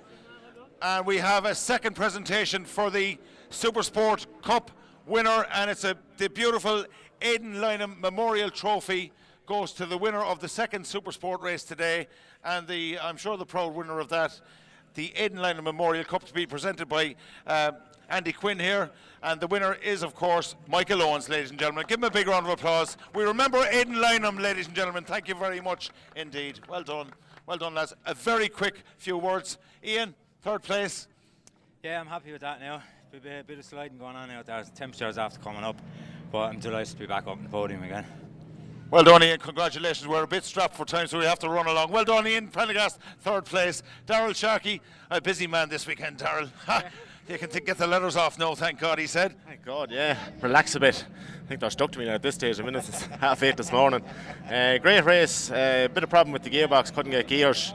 But Ian and Trevor now, they were hard passed, hard got, but made a few mistakes, caught them back up. So big thanks to everybody that helped me out. Big thanks to all my sponsors as well. Massive thanks to them. So roll on the next round. Fair play to the lads. Well done, Daryl. Thank you very much indeed. In second place, Daryl Sharkey. And our race winner, Michael Owens, ladies and gentlemen. Give him a big round of applause. And Michael, a bit of a bonus here, the beautiful Aidan Lynham Memorial Trophy. Just hold that up there and show it to the crowd. Beautiful, the Aidan Lynham Memorial Trophy, ladies and gentlemen. Give him a big round of applause. Nice little thing to have, Michael. Yeah, I'm absolutely delighted. It's definitely something that I'm going to remember for a long time. It was just a super day, and to be out of this trophy, I'm very appreciative and happy to hold it for another while. And Aidan was a big supporter of young men like you. I'm sure you're well aware of that. Yeah, well, I'm delighted to be fit to represent him, and to have the trophy is a huge honour. So thanks to everybody here at Mandala for a great weekend. Very kind words, Michael. Well done indeed. Our race winner, Michael Owens, ladies and gentlemen, and our other podium finishers, Ian Prendergast and, of course, Daryl Sharkey. Thanks very much, lads. Well done indeed. We move along to the Supersport class, and I think it's much as you were earlier today. And in third position, he had to battle for it all the way, but he does end up in third place. Andrew Murphy, ladies and gentlemen. Well done, Andrew. Come on up here. Give him a round of applause, ladies and gentlemen. Andrew, good man. Congratulations. Second place, once again, goes to Ray Casey, ladies and gentlemen. Ray, come on up. Thanks, Ray. And, my God, we haven't seen this man for a while. He's like a bus. They all come together. Here he is once again, ladies and gentlemen. Supersport race winner again is Brian McCormick, ladies and gentlemen. Well done, Brian. Congratulations. Andrew, hard work by. Yeah, I definitely made work for myself there. I don't know, it was a 6th or 7th off the line there, and just plugged away there and managed to get home. But I thought I might have Ray there in the last corner, but he just got me into the corner. Just wasn't close enough to make him on the brakes. But that's the way it goes. Happy to come home anyway. That's it. And a good weekend for you, Andrew, all round. Brilliant weekend. I just want to thank my girlfriend there, Samantha. She's always there with the tyre warmers and everything. Always the fuel. She does everything for me, so she's great. So thanks to her, and thanks to Philip. Of course, the owner of the bike, very important. Yeah, you have to mention him anyway, so you do it for the bike. But it is a great bike, so I'm really pleased. Well done, Andrew. Congratulations, third place. And we'll step over here. Quick few words with Ray. Ray, your man Andrew was keeping you honest there the last few corners. Oh yeah, well yeah, I saw when I came around the last lap, I had a +1 the lap before, and as I came around, my lads pulled the one off the pit board, so I knew I'd made a big mistake in Parabolica, so I knew he was going to be a bit closer. So I was just try and hit my marks on the last lap, and I knew he'd have to do something fairly big to get by me, so that was just get through that lap. Happy enough though all round this weekend, yeah? Yeah, I am happy enough. I'm getting tired of being the bridesmaid. That's 5 out of 6 here now. So we'll have to our next stop is the TT. So after that we don't have to mind anything. We can just go for it and hopefully start pushing for some wins and stuff, Well done, Ray. We wish you all the best with that. Well done, Ray Casey in second place, ladies and gentlemen, and the big man once again, Brian. As I said, we haven't seen you up here for quite a long time, and then you're like a plague. You're all over the place. Well done, Brian. Yeah, people are sick of seeing me now. I don't think so. Ray is sick of me anyway, but nah, look, it went really well again. We got I was a bit worried about the reverse grid, you know. It was, Supersport was kind of known for bumping and barging, so I got a kind of a clean start and got away behind young Owens, and I kind of got him fairly quickly. So I said, right, put your head down for the first 2 or 3 laps. But then the tyre just went away from me altogether. So I said, right, I had a +3 on my board or something, so I said just sit in that then and just ride around. To be honest, I have another race to come now, so on the big bike, so try and save some energy for that. Absolutely, Brian. Well done. Super fit, man. You must be doing some training. Yeah, it's going well. Young Reece Coyne is training with me every night, so it's obviously paying off for him as well. So, and the girlfriend keeps me honest too. She feeding me well. So. Well done, Brian. Fantastic stuff. Another win for you. Our podium finishers, ladies and gentlemen, Andrew Murphy, Ray Casey, and our race winner, Brian McCormack. Thank you very much indeed. We'll hand back over to Jim Halligan in the commentary. Thank you.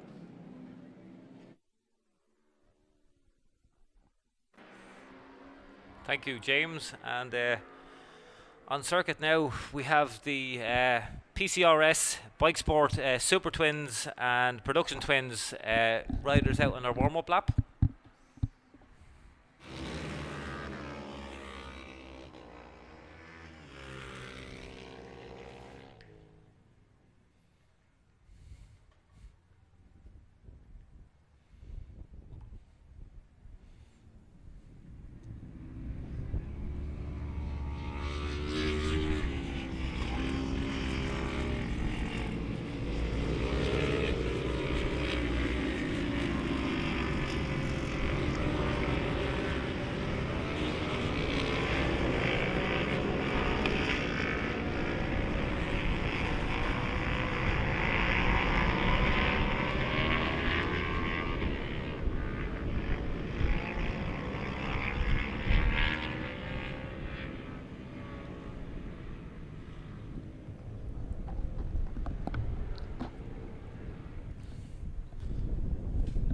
First of the riders making their way back towards the start-finish grid here. Number 154, David Halligan.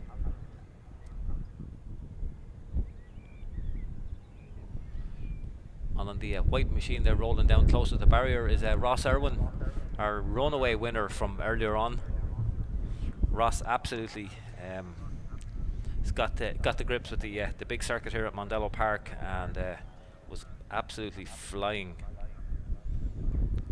Robert O'Connell there on the second row on 189. Beside him is Jamie Collins, number 88, and it looks like is it Michael Gillen on the all bright yellow machine on the outside of row 2. Jason Cash on the VTL tag VTL machine on the outside of row 1, and Jason's won the 2 opening production races. And a great start there from Jamie Collins. He's up into 3rd position as they head down into turn 1.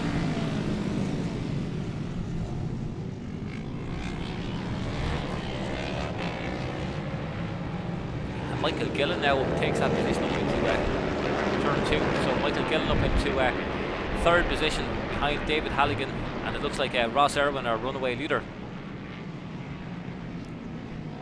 So Irwin it is.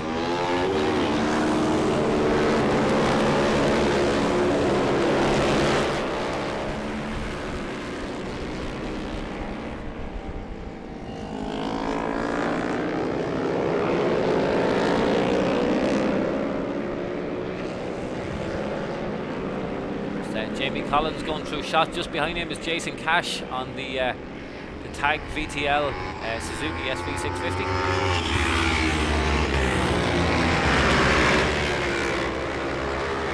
And lifesaver James Carroll has just arrived with a lovely cup of coffee. The bright sunshine, we could think of something better to be drinking, but this will have to do for now.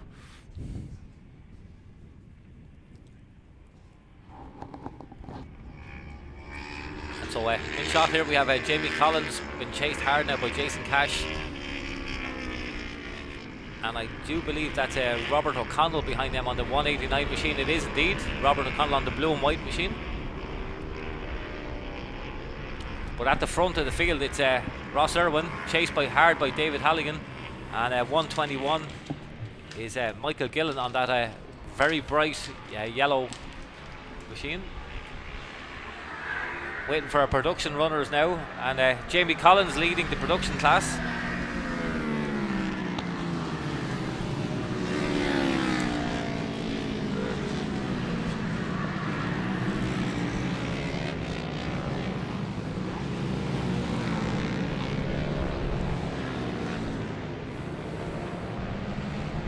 what can we say about this young Irwin kid, young Ross Irwin? I think he won the first race today by about 7 or 8 seconds. He just cleared off at the front of the field, and I'm not sure if David Halligan had some sort of an issue or whatever, but just he had no answer for young Ross Irwin. Oh, Ross is really settling into this class, James, to say the least.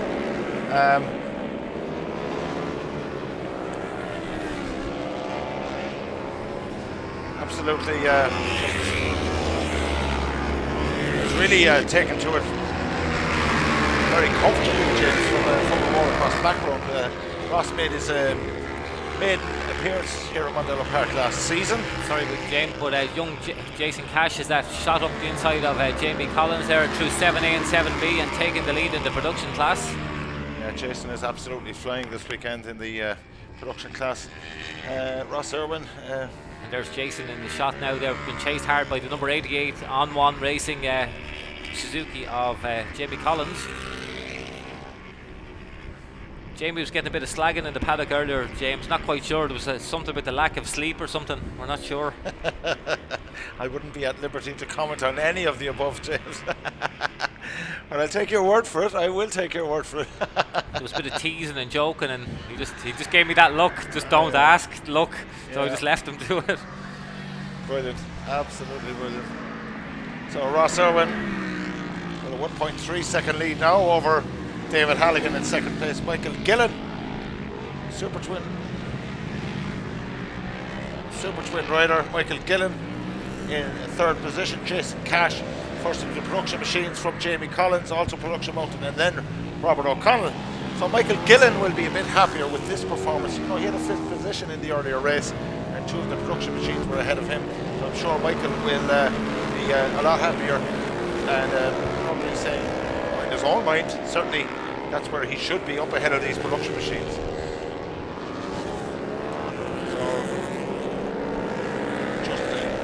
Yeah, and young Ross Irwin now beginning to have a little eke gap away at the front there. 1.3 seconds he's got a lead, but as earlier on, the race on track is in the production class, and it's between Jason Cash and Jamie Collins.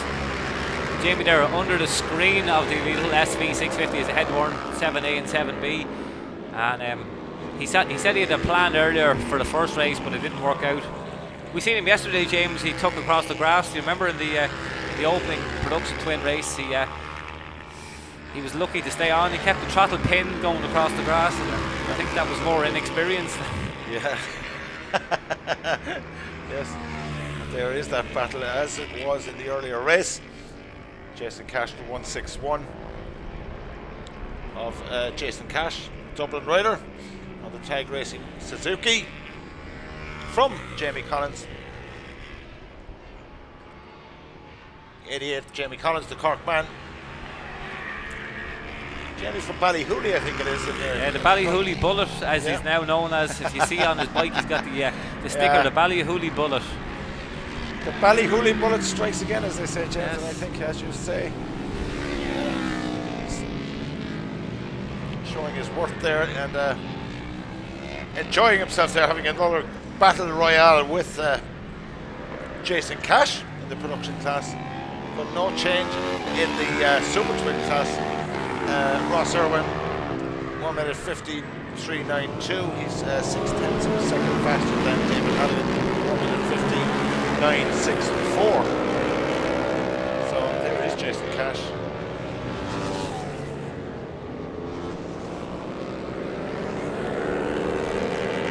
And that is a battle, isn't it? Michael Gillen now getting tagged on by the back of Jason Cash and Jamie Collins as they head down towards 7A and 7B again. Collins very, very wide and carries a huge amount of corner speed there through Lola. Yeah, but Michael Gillen is getting caught by the production men once again, and he was up front of them for a number of laps at the start of this race, but looks like Jason Cash has other ideas there. In 4th position on the road, Jason Cash, but leading the production class, as we say. Michael Gillen at the head of this group is 3rd place in the Super Twin class. The leading duo of Ross Irwin and David Halligan a little bit further up the road.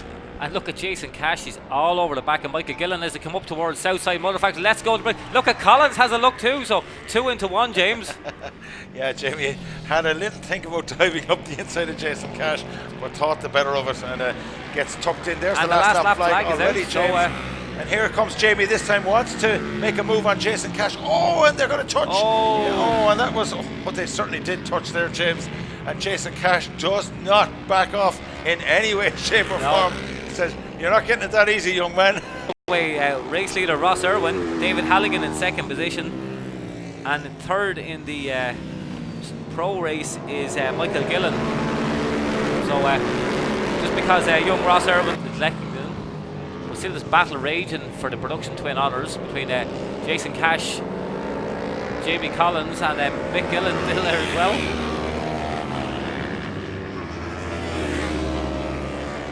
Back.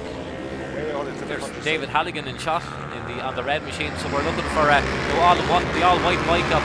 Really enjoying his racing, enjoying his weekend. Third place yesterday in this class, but that was after a few incidents. But really has stamped his authority on proceedings here this afternoon. Yeah, and we haven't seen in this race, James, we haven't seen the mistakes he made in the earlier races. He's a lot more consistent.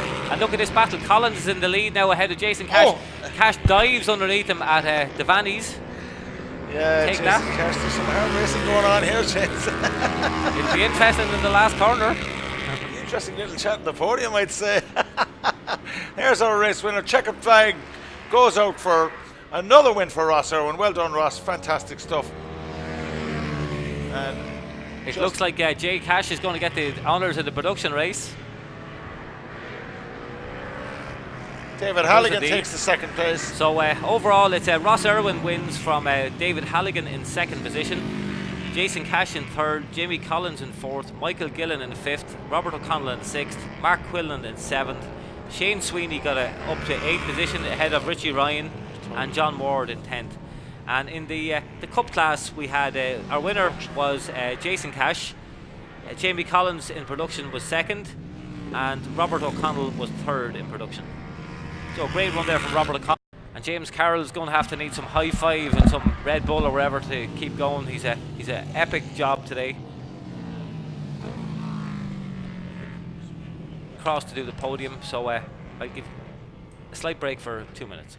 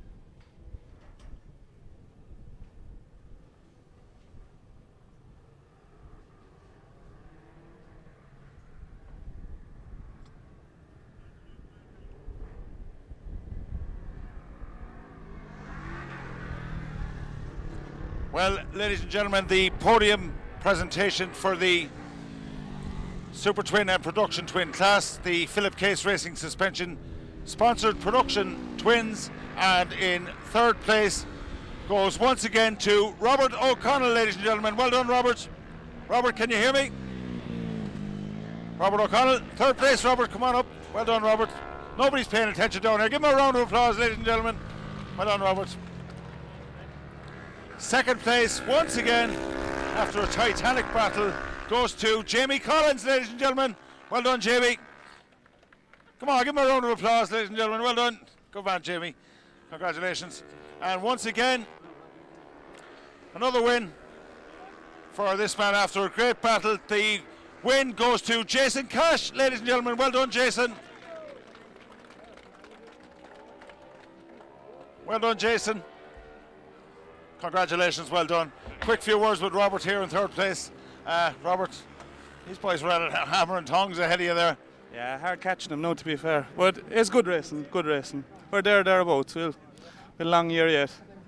Long way to go, yeah? Yeah, sure, only 2 rounds in now. We have the rest of the year to get them. Like you didn't bat an eyelid there, yeah. Nice and handy. You're not even sweating. No, it's fit as a fiddle.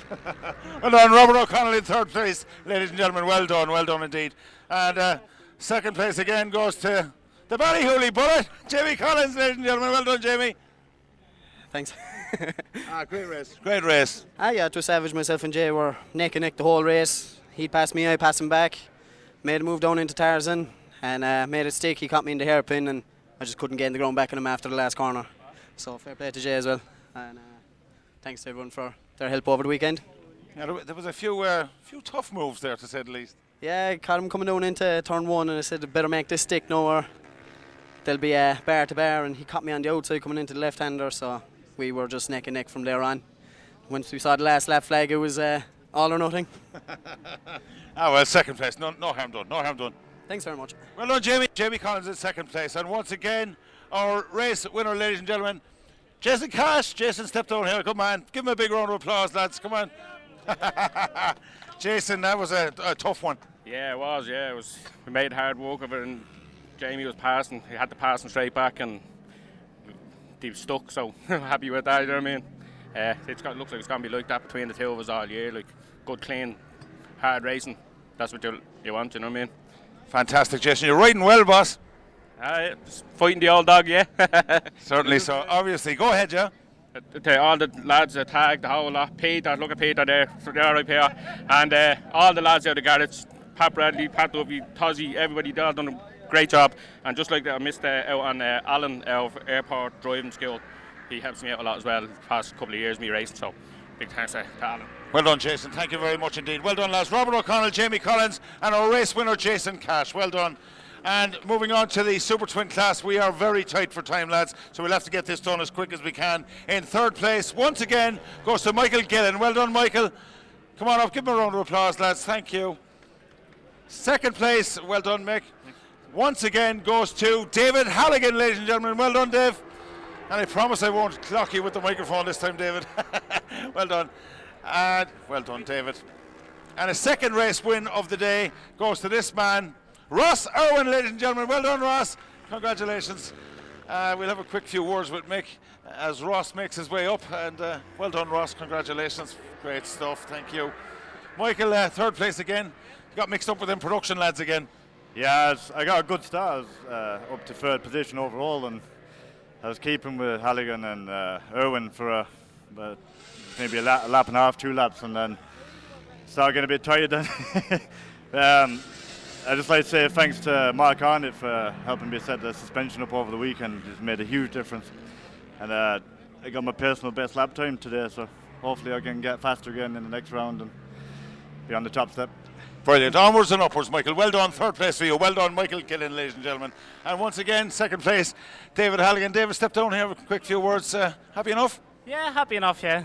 So we are pushing as hard as I can, but I can't catch him. Yeah, he's got another gear, I think, has he? So it is. He's getting quicker, definitely, all the time. So he is. Brilliant. It's great to see it, though, isn't it? Oh, yeah, it's good old crack league. So it is. When there's someone there to push you on a bit, it's good crack.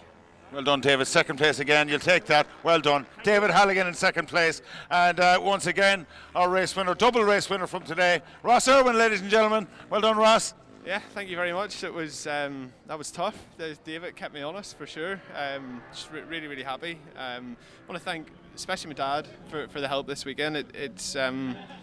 It's crazy the input he has into it. You know, the little things he spots, and he's like, you know, why would you do that? Just do it this way. And I was like, oh yeah, I'll try that. And you know, that could be 2/10, and then yeah, it kind of helps, and you know, get a good result. He's giving you little bits of information as you go along. He's not telling you the whole story.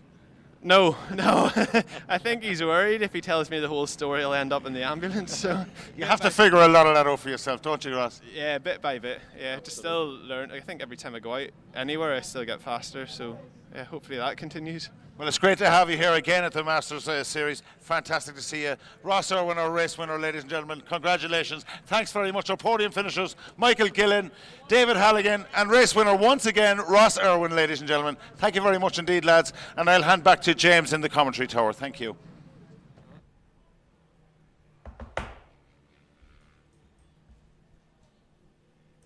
And a big thank you to James Carroll for the podium presentation in the Production Twins and Super Twins PRS Bike Sport class. Next up we'll have the Junior Cup and the Junior Supersport race. I think it was scheduled to be over 6 laps. It'll probably be 5 laps, I would say. The riders warming up on the grid and just about to set off to compete on their warm-up lap.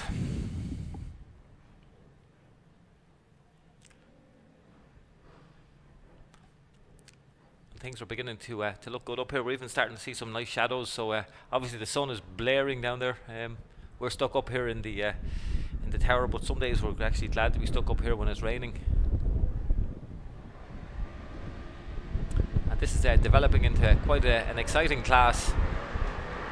All these kids ranging from on this class today. Actually, I think the youngest one is 13. He's Alex Duncan.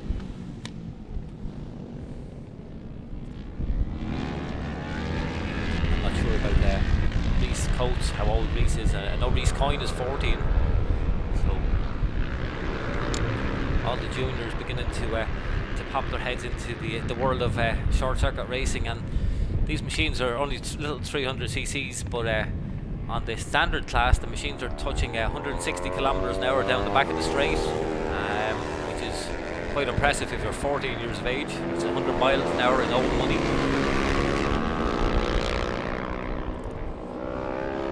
A lot of foxing going on there as well. I see Alex Duncan pulling over, just coasting along there, just trying to play a bit of a game.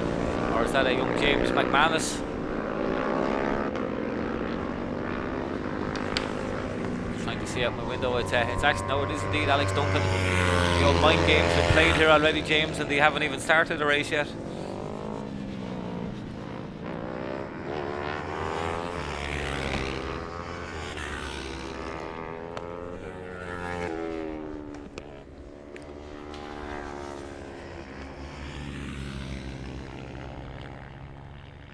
There's number 158, Reese Coyne on the Megabikes Yamaha R3, heading through Bahrain Bends.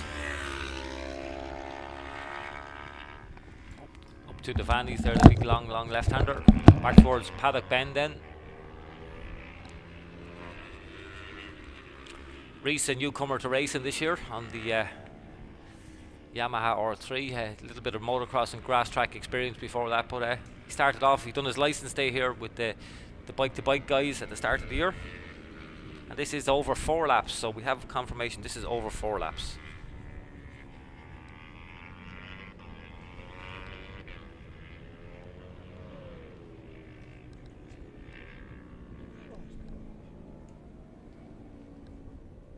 And first back on the grid there is young James McManus on the bright green Kawasaki 400.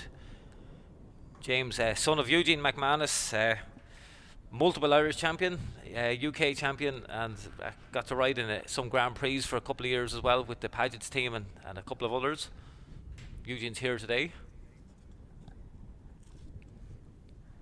keeping an eye on the proceedings. There's our pole man number 51, Alex Duncan, rolling up. Scott McCrory on the outside of the front row beside young James McManus. Second row is number 158, Reese Coyne. Beside him is Reese Coates,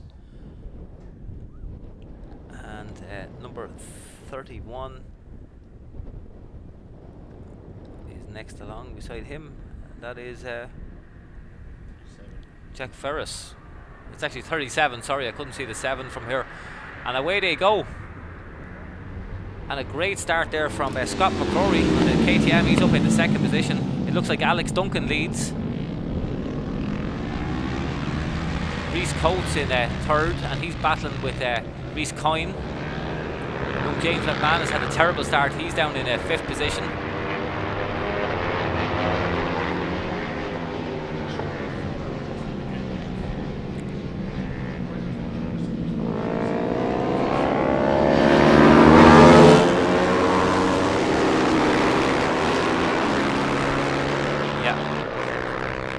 Quick shifters and different bits and pieces to allow them to go quicker. Very interesting and competitive class. We've been enjoying it, and some great action, and bit of a go again. Bit of a tussle there between Reece Coyne and Reece Coates. So a lot of different lines they had, James, and exit of blown it down along Davis Drift. And back with our leaders and Scott McCrory, but look at Alex Duncan on the brakes into 7A. Unbelievable, great pass there. Alex Duncan takes the lead from Scott McCrory. And it's the 14 machine of James McManus. James McManus there in third position. And really, this is hotting up into what could be a cracking little race for these young men. They really are a joy to watch and a joy to deal with. You know, you get on there and you do the podium presentations, and they're all smiles and happiness, and it's great. And it's the innocence of it, I suppose, in a lot of ways. They appreciate what they have and what's given to them, and the opportunity to get out here. And it's fantastic to see them battling here. But the battle is starting to rage here now between the front two as we get them across the line.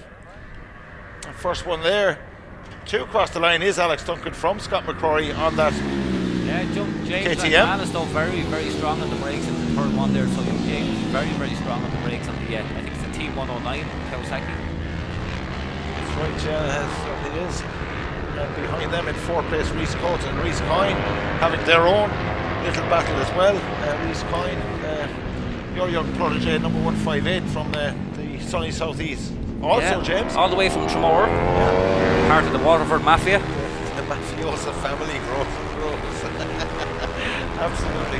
And a bit of a move on here again. And that's Alex Duncan. And Scott McCrory is keeping him on his toes here at the head of things, James. The KTM.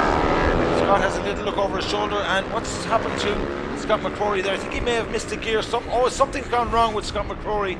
Certainly not happy, but he lost drive on the exit of Bridgestone turn 4 there, and he's dropped it way back, and he actually put it over and let probably jumped out of gear or something, James, by the look of it. Look at the lead of young McManus though. He's very, very good on the brakes into 7A and 7B. Duncan has a look for the second part of the corner, but that's never a passing spot. Yeah, and having a little chat earlier with James McManus on the podium, and said he was just trying to get his confidence back, actually, because he had an off earlier, and just getting the confidence back. But it seems as though, the sunshine and all those other little bits help. And he's when you're 14, James, the confidence doesn't take long to come back.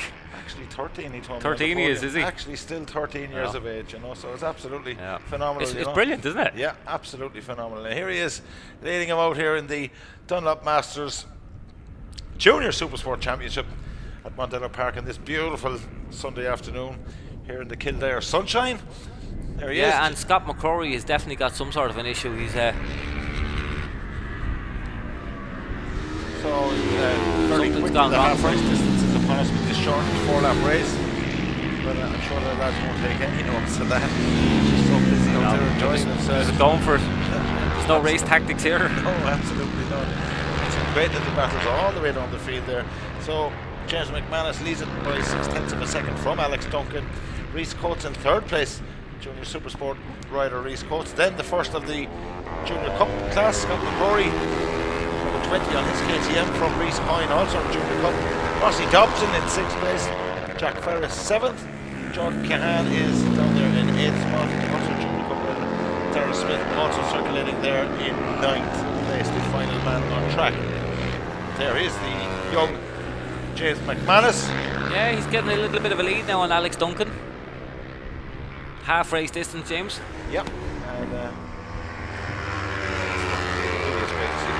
I do want to saying earlier, James, about the feedback you had from your young protege's machine, Reese Coyne, that the bike is doing in excess of 100 miles an hour. Yeah, we have a like drift. a lap timer, a GPS lap timer, and it gives you the speed all around the circuit and whatever. It's 160 kilometers an hour down towards 7A and 7B. So not many people would be happy to have their 13 or 14-year-olds doing that.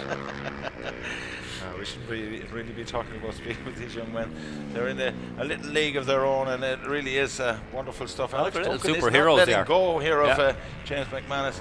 But McManus, having had that little chat with him earlier on the podium today, certainly seems to have the mojo back. No doubt about that. And beautifully easing himself into it once again. Should be the last lap flag. Should be out. Flag is going to be out this time, James. Should be out. I think it is. There's Alex Duncan deep on the brakes, very deep, and tries to ride around the outside. But you're not going to do that around the outside of turn 1. And James McManus was well aware of what was going on behind him there, and just holds his line and rides around. Keeps his line and disappears out into the countryside. Here he is up into Owen, carrying a lot of speed into turn 3 is Alex Duncan. Carried a lot of speed in. Can he cut it back tight? Looks like he will. On the wrong side for a pass into Bridgestone turn 4. I'm not sure if he is or not. He's a brave young kid. Driving around the outside, and he has. I knew what was coming. That is a brave move. Well done, Alex. Oh, look at young James fights back. Young James fights back and takes the lead, heading back down towards Lola. Young James, very brave, and it's a very fast part of the circuit. It's 100 miles an hour, well, not 80 miles an hour on one of these. McManus gets a great drive all the way down Daly's Drift. Alex Duncan is very good in the brakes down here, but look at the gap that McManus has pulled down along Daly's Drift. But look at Duncan, he is strong on the brakes, James. Yeah. So he may make a move before the end of this race. Just a couple of corners left to do so. Bahrain Benz is not the place to do it, possibly on the approach to the Vannies. And here he comes. He's winding up and carrying that corner speed through, and maybe we'll have a look up the inside of the left-hander here. Does he do it? No, he's playing the waiting game. He's right not on the do outside. Oh, right here. And that's not really going to work for you, Alex. And I think, well, I wouldn't discount him yet, because he will carry quite a bit of corner speed through Paddock Bend. No, he's too far away. No, he is too far back, possibly, but let's see what happens. I wouldn't discount him yet. Oh, he's trying everything he knows. Can he cut it back tight? If McManus runs wide, he doesn't, but it's a run to the line. Cracking win for young James McManus in the Junior Supersport class. Second position in the Supersport class is Alex Duncan, and third position is Rhys Coates. Scott McCrory first in the Junior Cup class. Second in the Junior Cup is Reese Coyne, and third in the Junior Cup class is Jordan Cohan on his KTM. So that was an exciting little battle. And I'll head across and do the podium and the Superbike interview grid for next, and let James Carroll get some Red Bull into him. Thanks very much, James, and there's the results there for you. James will kindly give me a little break from my podium duties, and he's going to be busy for the next 10 or 15 minutes doing these little podium presentations and, of course, the pre-race interviews for the final Superbike race of the afternoon.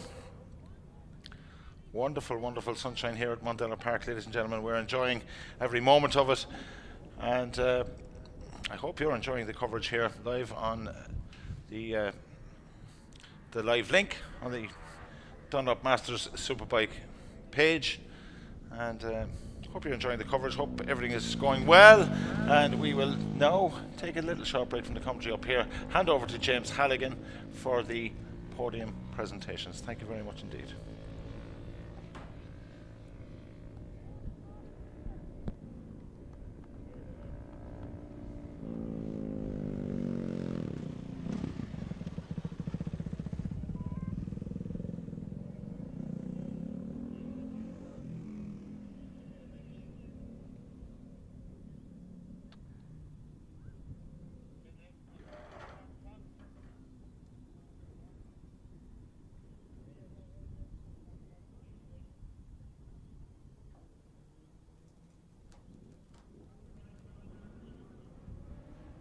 of battles through the Junior Cup class.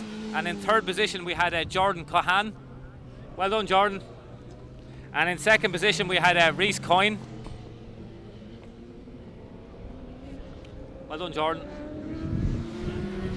And here's our second position man, Reese Coyne. Well done, Reese. Big shout out. And our winner, Scott McCrory. Well done.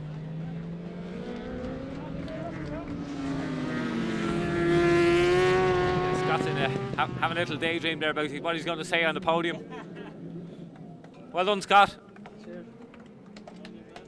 We're a bit short for time, so just have a quick word with Scott McCrory. Scott, handy number? Yeah, good to get out and get the win. Just enjoying the Junior Cup this weekend. It's good fun. Good battling as well. So it's great to see you here. Thank you. Thank you very much, and we'll move swiftly on to the Junior Supersports class. Thanks, lads. Sorry, we're just under pressure for time. Yeah, and Reese Coates was third in the Junior Supersports. Well done, Reese. And in second position was Alex Duncan. Alex. Well done, Reese. Not happy. Alex Duncan in second. Well done, Alex. And young James McManus, our winner. Young James, well done. Oh.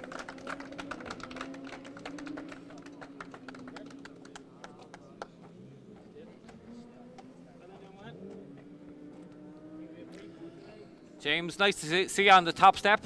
Aye, it's a good race, yeah. Confidence improving? Definitely, yeah. Better confidence and a good race. So are you off to the BSB at Donington next year? Aye, yeah, we head off next week, off to Donington. Well, anyone you need to thank this weekend? I'd like to thank my dad and my mum and Alan Irwin and Eugene and Ross Irwin. And I'd also like to say that was from my granda. Well done, congratulations, great to see you up there. And we need to run out to the Superbike grid, so thank you very much, guys. Well done.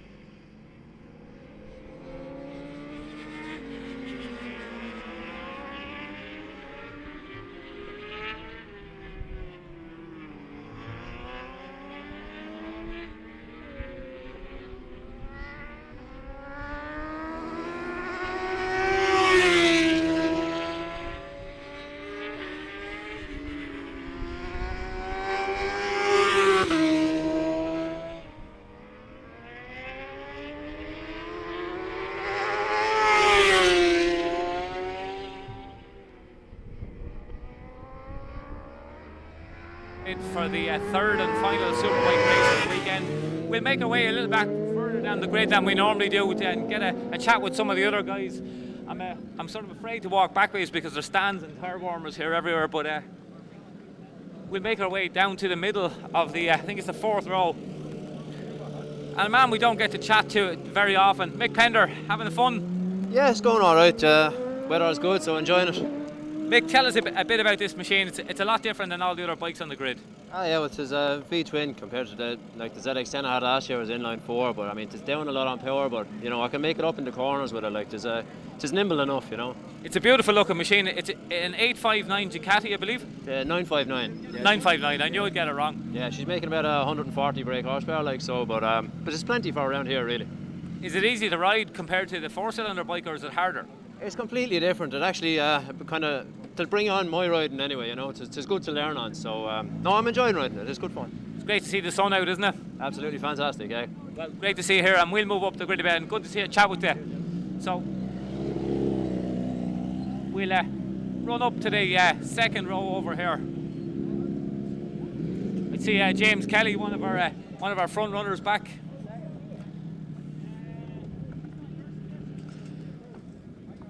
He's struggling with his visor. James, how are you doing? Front row, struggle now. struggled all. Yeah, I had a problem with the bike there for the last couple of races. That the traction control is messing up, but I got it sorted there now, so I look forward now to getting out and hopefully a good result. Yeah. It's just a matter of turning it off or tuning it out altogether, is it? Well, I was running with it off because it was easier to ride it with it off the way it was working, but no, it was with a bent sensor, so I was just driving it crazy. So tell us about your weekend. How's it been so far? Disaster. We were running 6th there the last race at Thomas, and I went to make a move, but he moved over and ran on the gravel. But I would say though, we got a good start, and hopefully, I'd say I don't know what way we're trying a new setup this weekend on the bike as well, and this will be my first proper run with this new setup. So I don't know. I'll let you know after. Well, it's good to see you up here, and I have to say to you, you stuck with the Suzuki. You were the sole Suzuki runner last year. You've got a few more this year, and they're proven to be a pretty good bike. Yeah. We're all kind of struggling a little bit, the three of us, but no, I think I might have a crack though. I know after this race, but they're not easy to get right, and it's still I have a year longer than the boys, and they're still struggling right a bit, you know. But I'll get it eventually. Good, great to see you up here. A man we should definitely have a word with across on the very outside of the front row. This man has probably done more laps around Mondello than most of the instructors. Derek Wilson. Derek, how long have you been racing? 1992, Jim.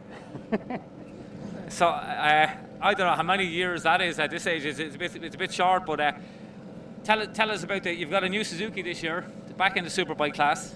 Yeah, I was riding the 650s there for a good few years, so I'm looking out at the fence at these guys having so much fun, so I said I'd join them for a while and see what the crack was. So at the start of the year, did you think you'd be sitting on the front row of the grid on the Superbike race? Absolutely not. No. Things are going very well for us now, so we'll take it while it's coming. Yeah, it's great to see the sun out as well, isn't it? Yeah, it's a fabulous weekend here at Mondello. Brilliant. So tell me, you went for the Suzuki for 2019. Is it a hard bike to ride? No, it's a lovely bike to ride. A bit of setting up, you know, and we're still not there with it, but it's a fabulous bike. I'm really enjoying it, so we're happy. Well, we're delighted to see you up here. I don't know if we've any more time or what time we've got. Do we need to push on a bit? We can go one more. We've got time for one more. We might have a word with Brian McCormick. We didn't get a word with him on his big bike. Brian, happy with the weekend so far? Yeah, can't ask much better, to be honest. This one is going to be tough. There's a few quick lads on the front row there who are good off the line as well. So, and I don't really have a rear tyre left, so it's just got to see how the first lap plays out and then make a plan from there. But no, so far so good. Yeah, you're on the big BM this time. Any changes from earlier on? I haven't touched the bike all weekend, Jim. I haven't actually touched it since Easter weekend. She's perfect at the moment, and I'm really enjoying riding it, you know. So it's just a bit different jumping off the 600 onto it. So just take the cycling lap now to get my head back into it again and go for it from the go. Yeah, it's been a great weekend for you, and it's a great weekend for your sponsors as well. It's great to see some of them even here. Yeah, I see Christy Kavanagh here as well, and I'm sure the lads from the Roadhouse Bar out in Macau are watching online as well, and they're keeping abreast of everything in Husqvarna and everybody. But they're on one team, but all the lads are working really well together, you know. So it's going well so far. Well, it's great to see you up here, and we'll hand back to James Carroll in the tower. Thanks very much, Jim, and wonderful view down there in front of you, the Dunlop Masters Superbike grid in the beautiful afternoon sunshine here at Mondello Park, and we're looking forward to this, the final Superbike race of the afternoon in the round 6, in fact, of the Dunlop Masters Superbike Championship, and down to the final couple of races of the afternoon. Still a couple of the support races to come, including the sidecars later on, just after 5 o'clock. We're looking forward to that. But everybody looking quite relaxed. We haven't had any indication from the grid marshals to clear the grid as of yet. So I'm sure that will be coming very shortly. And we will be getting ahead then with one warm-up lap and 6 racing laps. And I'm sure, especially some of the lads there, Brian McCormick, who said he's running on a pretty worn-out back tyre, we'll be happy to hear that. Just 6 laps to complete. So, yeah, all to play for here with the reversed grid, of course. And in the pole position for this one will be Derek Wilson. the 172 of Derek Wilson alongside him, number 7. And that, of course, is Peter Maloney. And completing the front row of the grid, James Kelly. Second row of the grid, Brian McCormick. Alongside him is Richie Ryan. And, of course, Luke Johnson on the Unlimited Industries machine.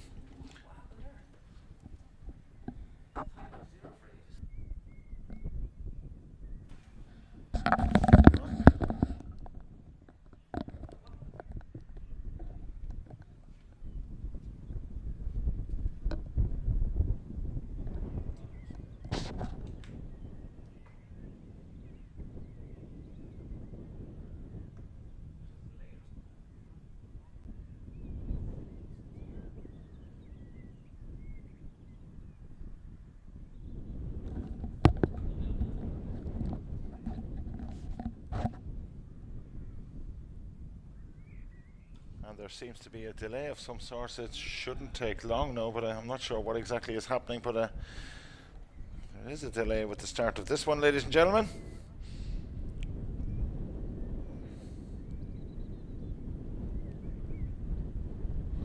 So a little bit of discussion going on down there. I'm not sure about whether it's to do with the reversed front and second row, but grid positions being examined here by the race officials.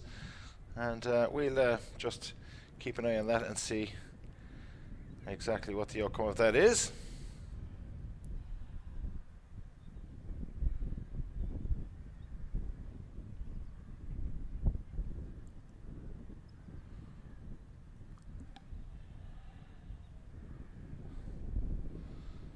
So unfortunately, slightly delayed again, but we'll soon have it sorted, I have no doubt. And sure exactly what's going on down there, but certainly some of the officials are down there with the grid positions in their hands, and I'm not too sure what the issue is, but I'm sure they will sort that out very promptly as we wait patiently for the start of this, the final Superbike race of the afternoon here at Mondello Park. Once again, ladies and gentlemen, we still have the Dunlop Superbike and Supersport B race to come, and of course the sidecars after this, but the race is being shortened somewhat. 6-lap race ahead here for the Superbikes.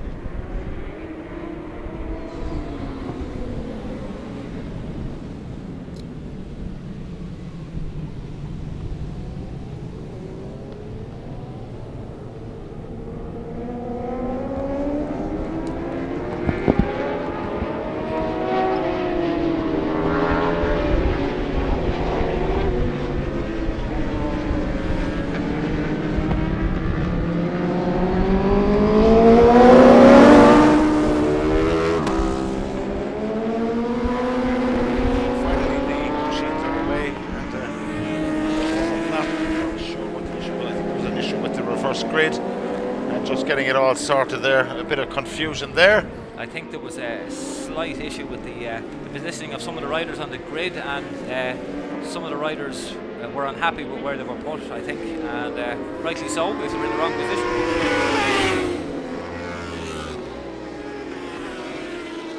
What are we looking at, James? Is it 6-lap race? Yeah, 6 laps, James, according to my... And who would have thought at the start of the year we'd see young Derek Wilson sitting on the pole position?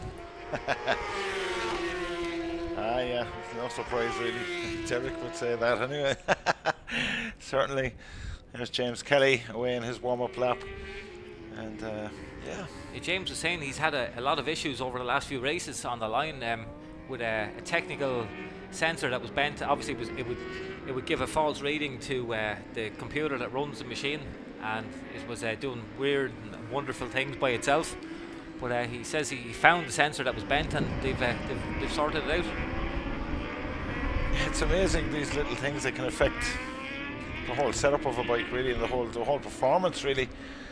The smallest of little things, James. Yeah. Now in these but they're so modern complicated, superbikes. James, that you see on the likes of the BMW or whatever, if you put the when you turn it off and turn it back on again, you have to reset all your parameters the way with the race package that they have, that you need for the size of the tire. So it has to know what size the tire. So for the Masters, the biggest back tire is a 195, and normally in the sort of on the roads or wherever, for the likes of Brian McCormick, they run a 210 tire, which is a way bigger, wider tire.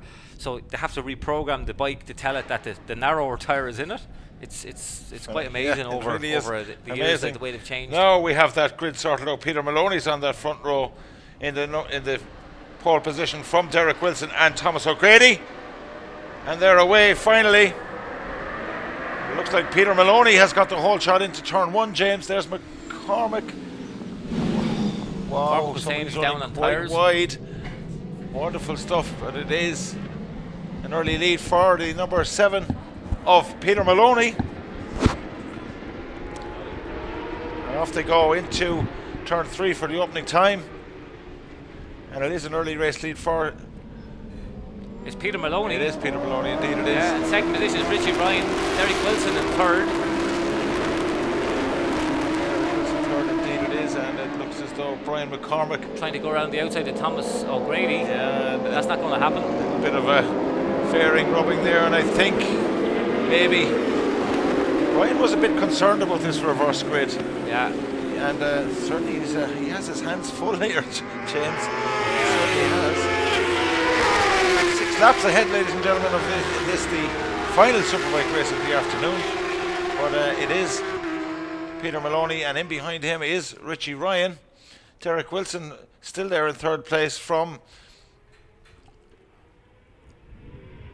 Luke Johnson. Luke it Johnson looks like, is next in along, fourth. yeah. Luke Johnson in fourth, and then Brian McCormick in fifth, I think it is. Yeah. And there's our leader, Peter Maloney, been harassed already by Richie Ryan, the number 83 machine.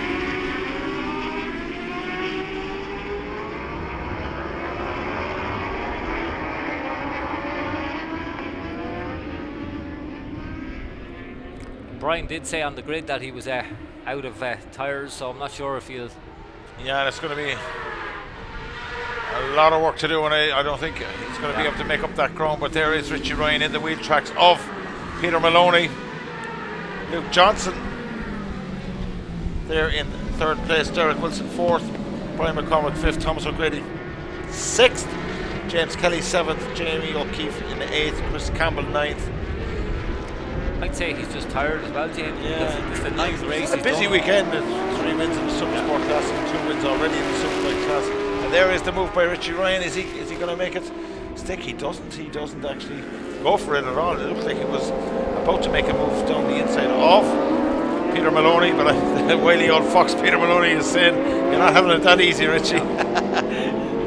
Yeah. No, you see Brian, he's just riding around there now. I think he's just I think he's going to settle for where he is.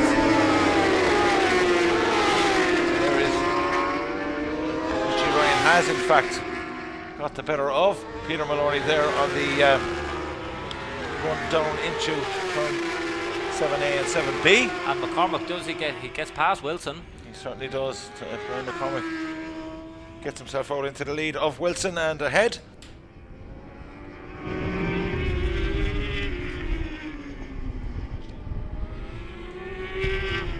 And now Maloney getting swallowed up by the hard-charging Luke Johnson. I don't like when the camera pans like that, James. It can be a sign that something has happened behind, but not so. Luke Johnson is having a look up the inside. We just lost that in camera. And So we have a red flags flag, are up. James. So something has happened there, James, on circuit. The way that camera panned, the red flags have been deployed and the race has been stopped. Don't see so that's anything. going to put us back in the timetable another bit. If you hold the fort, James, I'll have a quick look. Yeah, so the red flag has been deployed, and I think possibly up around the back, maybe down around the back of the circuit. There's a machine down on camera there, and so an incident down at the back of the circuit, down on the international section, down around turn 7A and 7B, and the medical teams and of course the rescue truck is on the way out. So I think we may just take a little break at the moment and see exactly what's going to transpire here. The bikes are reforming on the grid, so a machine in trouble down there, number 126 I think it was, and we'll keep an eye on that and wait for the grid to reform, and we will be back with further instruction from race control as soon as we have any news for you. But in the meantime, ladies and gentlemen, we'll take a short break from proceedings here in the commentary box and wait for the restart of the Dunlop Masters Superbike race. Thank you.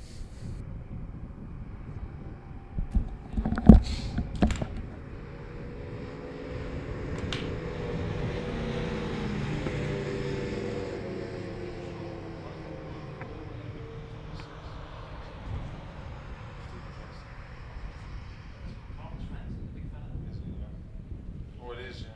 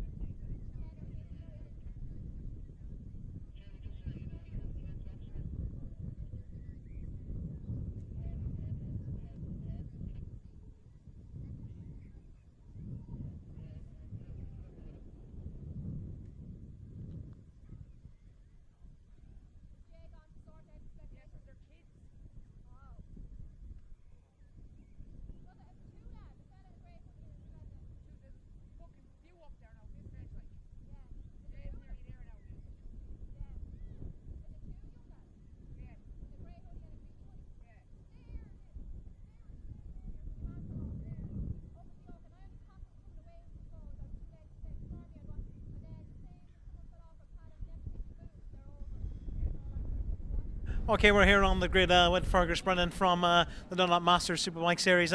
Just a slight delay here, Fergus, but a good weekend all in all. Good spectators in the gate again and some fantastic racing.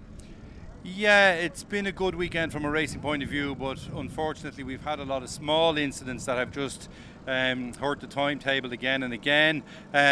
We had to cancel the Sidecar race yesterday because the day ran over, and that put our timetable very tight today. So that means that any time we get even the smallest delay, that we're in a bit of trouble with our timetable. So we'll have to just wait and see what happens now with this one. Thankfully, we've only a couple of races left to get through. Our Sidecar race that we missed yesterday's on last today, so we'd hate to have to cut them again after waiting all day. But we'll do our best, and the marshals and the medical crews and all the rest do a great job keeping the events going here when we do have incidents. But sometimes there's just too many incidents, and even though they were all small and dealt with quickly, you end up with problems with the timetable. Yes, indeed, it is unfortunate just to have those small incidents. Weather really on the up at the moment, track temperature beginning to rise. We've got the new reversed grid system in place for this last and final Superbike race. Can you tell us a bit about that?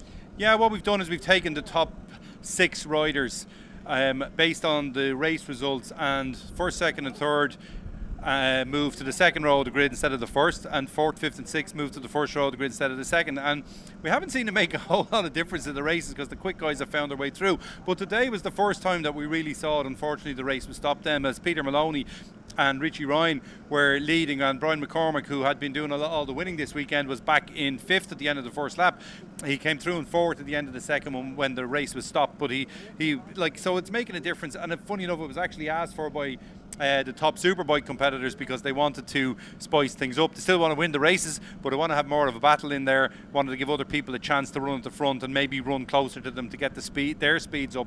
And it's worked very well in the early laps, and it's made the racing a little bit more interesting. The rest of the grid is decided on lap times, so if somebody has a bad qualifying, going back 3 years before we started doing this, if somebody had a bad qualifying, that's it. They were starting from the back of the grid for every race. Now they've a chance to redeem themselves. In race 2, their grid position is based on their lap time in race 1, and in race 3 it's based outside of the top 6. It's based on their lap position or their lap time in race 2. So it gives the guy a chance to move up the grid if he's had a bad qualifying. That's it, and we speaking to all the riders on the podium and even in between races, a start is crucial here on Mandela, and especially on the international track as well. These guys on the Superbikes getting full use of the international track, but it's good to see the depth of field. We've got Brian McCormick with us this weekend. He has put a bit of pressure on Richie Ryan. Richie, of course, was absolute dominant in the first couple of rounds, but it's good to see the racing closer, and it's good to see us back in the international track. Yeah, we'll be on the international track 3 times this year. We have the live streaming obviously covering it all out there, and even people who are in the grandstand, they can watch it on their phones, whatever, and see the bit out the back of the track. Brian has been fantastic. He's our only ever double champion. He won Superbike and Supersport in the same year, and he's been a great part of this series for years. Went into the doldrums a little bit, came here and had bad starts to the season, and then moved his concentration onto other areas instead of here because he wasn't in contention. But this year now it's gone the other way. He's come back here and he's had a great start to his first event. He's actually saying maybe I should come back and do them all. I'm sure Richie wouldn't like that, but it puts it up to everybody else and it makes Richie go quicker. I was talking to Ray Casey earlier on about the Supersport race, and he said Brian has really brought him on, made him have to push harder. So it's good for everybody when there's fast riders out there. Richie has been very fast for years, but Brian on his return has just stepped it up a notch, and it's been great for the racing today, great for the championship, and hopefully we'll get this running now. The buzzer has gone to say that we've only got a couple of minutes left before we go. It's great to see all the people behind us sitting around on the ground enjoying the sunshine. Here Derek Wilson sitting over there in the grass instead of worrying too much about getting back on his Superbike. So it's been a really good weekend apart from the delays. Racing has been great, and that's really what we're here for. Well, it has been fantastic, and you know what, the racing has been good, not just in Superbike and Supersport, but the whole way through. Even that junior Supersport race, some fantastic talent on the up in Mandela. Yeah, and we had a brilliant Super Twin race, or Super Twin and Production Twin, the PCRS Super Twin Championship with the production class in it as well. The production boys battling with each other and also pushing each other so hard that they overtook the Super Twin guys ahead of them. So we've had some fantastic racing. It looks like we're about to get going again. So it's probably time that we got off the grid. So, it's great.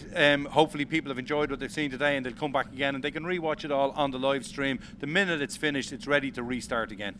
That's it. I think it is our time to clear off the grid. We're in for an absolute cracker here, folks. We have the reverse grids. This is going to be a good one. Keep an eye on the live stream, and until then, we're going to hand you back to the commentary tower to Jim Halligan and James Carroll.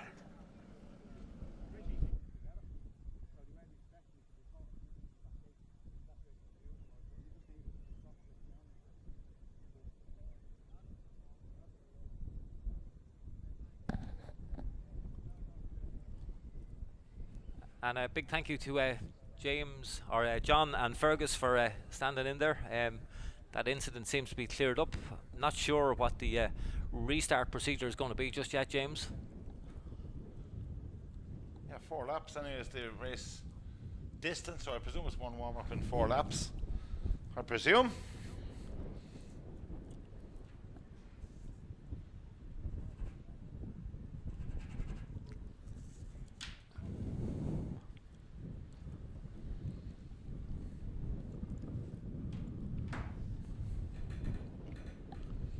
And we revert back to I think it's Peter Maloney that's on pole. We can't see from this shot, but yeah, I think it is up front. maybe There. if I Just see the if I top move of his my letters. lazy bottom, it is Peter Maloney, Derek Wilson beside him, Thomas O'Grady. Next row is James Kelly, Brian McCormack, Luke Johnson, and Richie Ryan. Yeah, 4 laps, James, ahead. So this will be 1 warm-up lap. 1 warm-up lap indeed, following that incident, and 4 racing laps.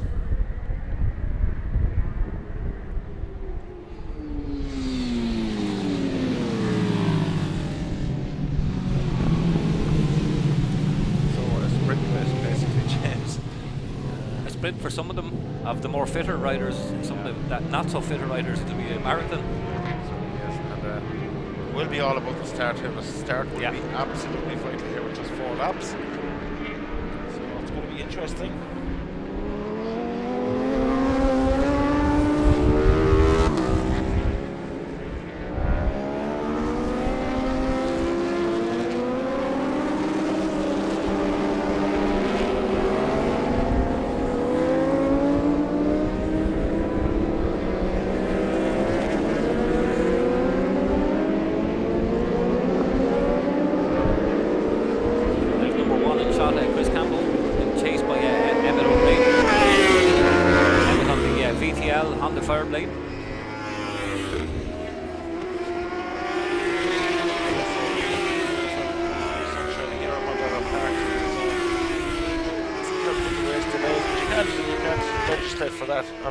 James, we've had quite a few stoppages today, and just nothing major, nothing serious, but the safety first, as they say, and we do have to get these incidents dealt with. On the World Superbike front, James, the racing was halted in Imola in Italy today because of rain. Yeah, we were looking there on James's phone just recently at the atrocious weather at Imola in Italy. It was, as they say, raining cats and dogs, James. Everything was coming down out of the sky. There's 72 there. Mick Pender. Michael Prendergast from Tipperary and his Panigale. And I keep calling it 859. It's a 959. So basically it's a 1000cc twin. Yeah. Derek Wilson through, and there's Brian McCormack. Brian back. Some of those guys will be starting to feel the effects of the like we've been here since Friday, so a lot of weekend on the bike. You'll be quite tired. Yeah, it's a long old stint, but I'm sure none more so than Brian McCormack won't be sorry to get the letters off him later on this evening. No. Into the shower, defrost. Had a fantastic weekend, but I mean, it does take its toll on the body. But as he said, he's been doing a lot of winter training and keeping fit. He looked really well. Yeah, he's looking fantastic, looking well. And here we are, ready finally for the start of the rerun Dunlop Masters Superbike race. Over 4 laps, a 4-lap sprint race, ladies and gentlemen. Let's keep an eye on them, and they're away. Cracking start again from Maloney. Brian McCormack, interestingly, gets a much better start this time from Brian, and Brian's up the inside. And he's going to come out there in 4th position, it looks like, but it is Peter Maloney in the lead from Derek Wilson. There's McCormick making a move around the outside, so McCormick's up to third already. He's going for it here, James. Richie Ryan in his wheel tracks as well. He is indeed. Yeah, he certainly is. So Peter Maloney, Derek Wilson, Brian McCormick, Richie Ryan, and in behind. That's Thomas O'Grady, was it? Running a little bit wide. Thomas O'Grady and James Kelly. A little moment there. Here is McCormick trying to get the better of Derek Wilson, but Derek says, no, sir, not this time. Yeah, it's very early in the lap, though, to get involved in any of that. It's just getting everything gathered, but it's when Brian look up to the inside of Derek, not going to do it there. And now they'll get the power wound on the exit of Lola down upwards of 170 miles per hour on the Superbikes here. Look at McCormick move around the outside of Derek Wilson. Brilliant on the brakes down into turn 7A is Brian McCormick, and has Richie, or I beg your pardon, Peter Maloney in this side's already. Richie just coming off the pace once again slightly. There's Peter Maloney in the lead. There's Richie having a look up the inside of Derek Wilson, but not going to do it there. Derek Wilson, very experienced rider, and holding Richie back slightly. There's Brian McCormick up the inside of Peter Maloney, so he's made his move very early here, James. Cracking stuff for Brian McCormick.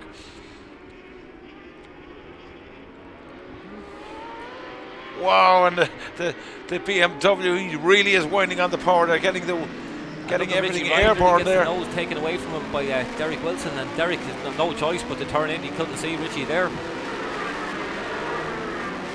Through they come at the end of lap 1. It is McCormick with almost a 3/10 second lead over Peter Maloney. Derek Wilson third, Richie Ryan fourth, Luke Johnson fifth, James Kelly sixth, Jamie O'Keefe in seventh, Thomas O'Grady eighth, ninth is Chris Campbell, and 10th Michael Prendergast. Who's the first of the Superbike Cup runners, Frank James? Doherty away back in. No, it's actually Dara Trapp leading the Superbike Cup class in 12th place. Derek Wilson really. A bit of a battle there beginning to build between Derek Wilson, Richie Ryan and Luke Johnson.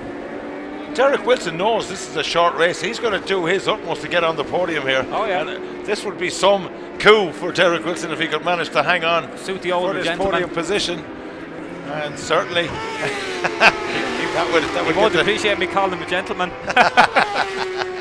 Fantastic. Here they are, and there is Maloney in that second place, and Derek Wilson doing a good job here at the end of this lap. Ladies and gentlemen, will have completed half race distance. There's James Kelly. Yeah, James got a bad start, so not sure. We check his lap time to see how he's progressing, if the change has made any difference. But McCormick had pulled the pin, he's gone. He certainly has, and there's a big battle going to be. And Richie Ryan has finally got the better of Derek Wilson. He has indeed got the better of Derek on the exit of 7A and B. And there is next man in Richie Ryan's sights is Johnson up the inside and pushes Derek Wilson out wide. That's nearly too nice for Luke Johnson. Wow. It's a wonder he didn't take his hand off and give him an apology. Luke was so nice. What about the big man from Waterford? He's going to make it 6 wins from 6 starts here, and that is a phenomenal weekend's work from the man from Tremor. Cracking stuff indeed. Richie Ryan can't really do much about it from where he is. Needs to get past Peter Maloney, and Peter Maloney's not going to have any of that. Here is Brian exiting turn 3 as we speak. Peter Maloney coming under close. And Richie Ryan back end getting a little bit squirrely there, as we say. Here's Richie, and Luke Johnson is also tagging onto this battle, so Luke wants a piece of the action as well. And a big moment for Wilson there at the back of the paddock, nearly thrown into the wilderness. But Brian McCormick, the wily old fox Brian McCormick, he really has shown his class in this one, James. Cracking start, and he knew if he could get up there at the start, at the end of lap 1, that he had every chance of hanging on to win this race. In the first race he just shut the throttle because it was going to be so much hard work, but in this race he's put his mind down to it and he's gone for it. Absolutely brilliant stuff from the big man. And here he is into Bahrain Benz for the penultimate time. Peter Maloney has his hands full with Richie Ryan and Luke Johnson in his rear view mirrors if he had them. But his mirrors would be full of Richie Ryan and Luke Johnson. But Peter Maloney will keep the head down and keep going. Richie maybe going to have a look. No, not into Paddock Bend, certainly not. But there is Brian. Richie's obviously done some sort of damage to the bike over the weekend, James, in that crash. Yeah, and he's dropped back. Luke Johnson has got the better of him there. Last lap flag is out for our race leader, Brian McCormick, and really, not a whole lot more we can say about this man. Absolutely fantastic weekend for the big Waterford rider. How's the cup looking, James? Long way down to the cup class. They haven't even crossed the line yet, James. Long way back, and it shows you the calibre of rider out in this Superbike class this weekend. It looks as though leading that at Frank the moment. Doherty? Frank Doherty from Yeah, Kerry. in 12th position. Yeah, so good way back, but keeping an eye on things here. There is Peter Maloney and Luke Johnson, the battle for second place. Can Luke Johnson do anything about Peter Maloney in front of him? Peter will be absolutely delighted with this, you know. Yeah. He hasn't been this close to the podium all weekend, and we'll finish off in style here on the Suzuki. Oh, and a big moment there for Luke Johnson at the fastest part of the circuit. That would certainly get your attention, but back with the 111 machine of Brian McCormick on the On1 Racing BMW.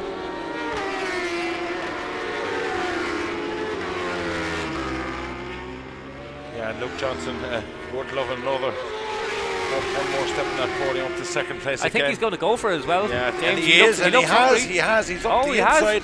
He was waiting for that moment, and Luke Johnson does. Peter Maloney's a hard man though, so he'll be coming back at the Southside Motor Factors. There's no way Peter Maloney's going to give up that second place. Needs a good drive here, and I don't think he's close enough, James, and he's going to have to settle for that third place, but I'm sure he will settle our for winner, that. Brian McCormick, wheeling over the start-finish line. So our winner is Brian McCormick. Second position is Luke Johnson, Peter Maloney in third, Richie Ryan fourth, Derek Wilson in fifth position, James Kelly sixth, Thomas O'Grady in seventh, Jamie O'Keefe in eighth position, Keelan Ryan ninth, Chris Campbell in 10th. First, our 11th is Michael Prendergast. Frank Doherty, first of our cup runners. Next is Joe Grant in the Superbike Cup. He's in second position, and Dara Trapp is third in the Superbike Cup. Fantastic racing, and what a weekend for the On1 Racing team, sponsored by Husqvarna, the Roadhouse Mega Bikes. 6 wins from 6 starts. The boys are going to be very happy. It's great to see it. And I'll hand you over to James Carroll now, who's going to head across and do the podium presentation. Next up will be the Superbike and Supersport B race. So across to James Carroll on the podium.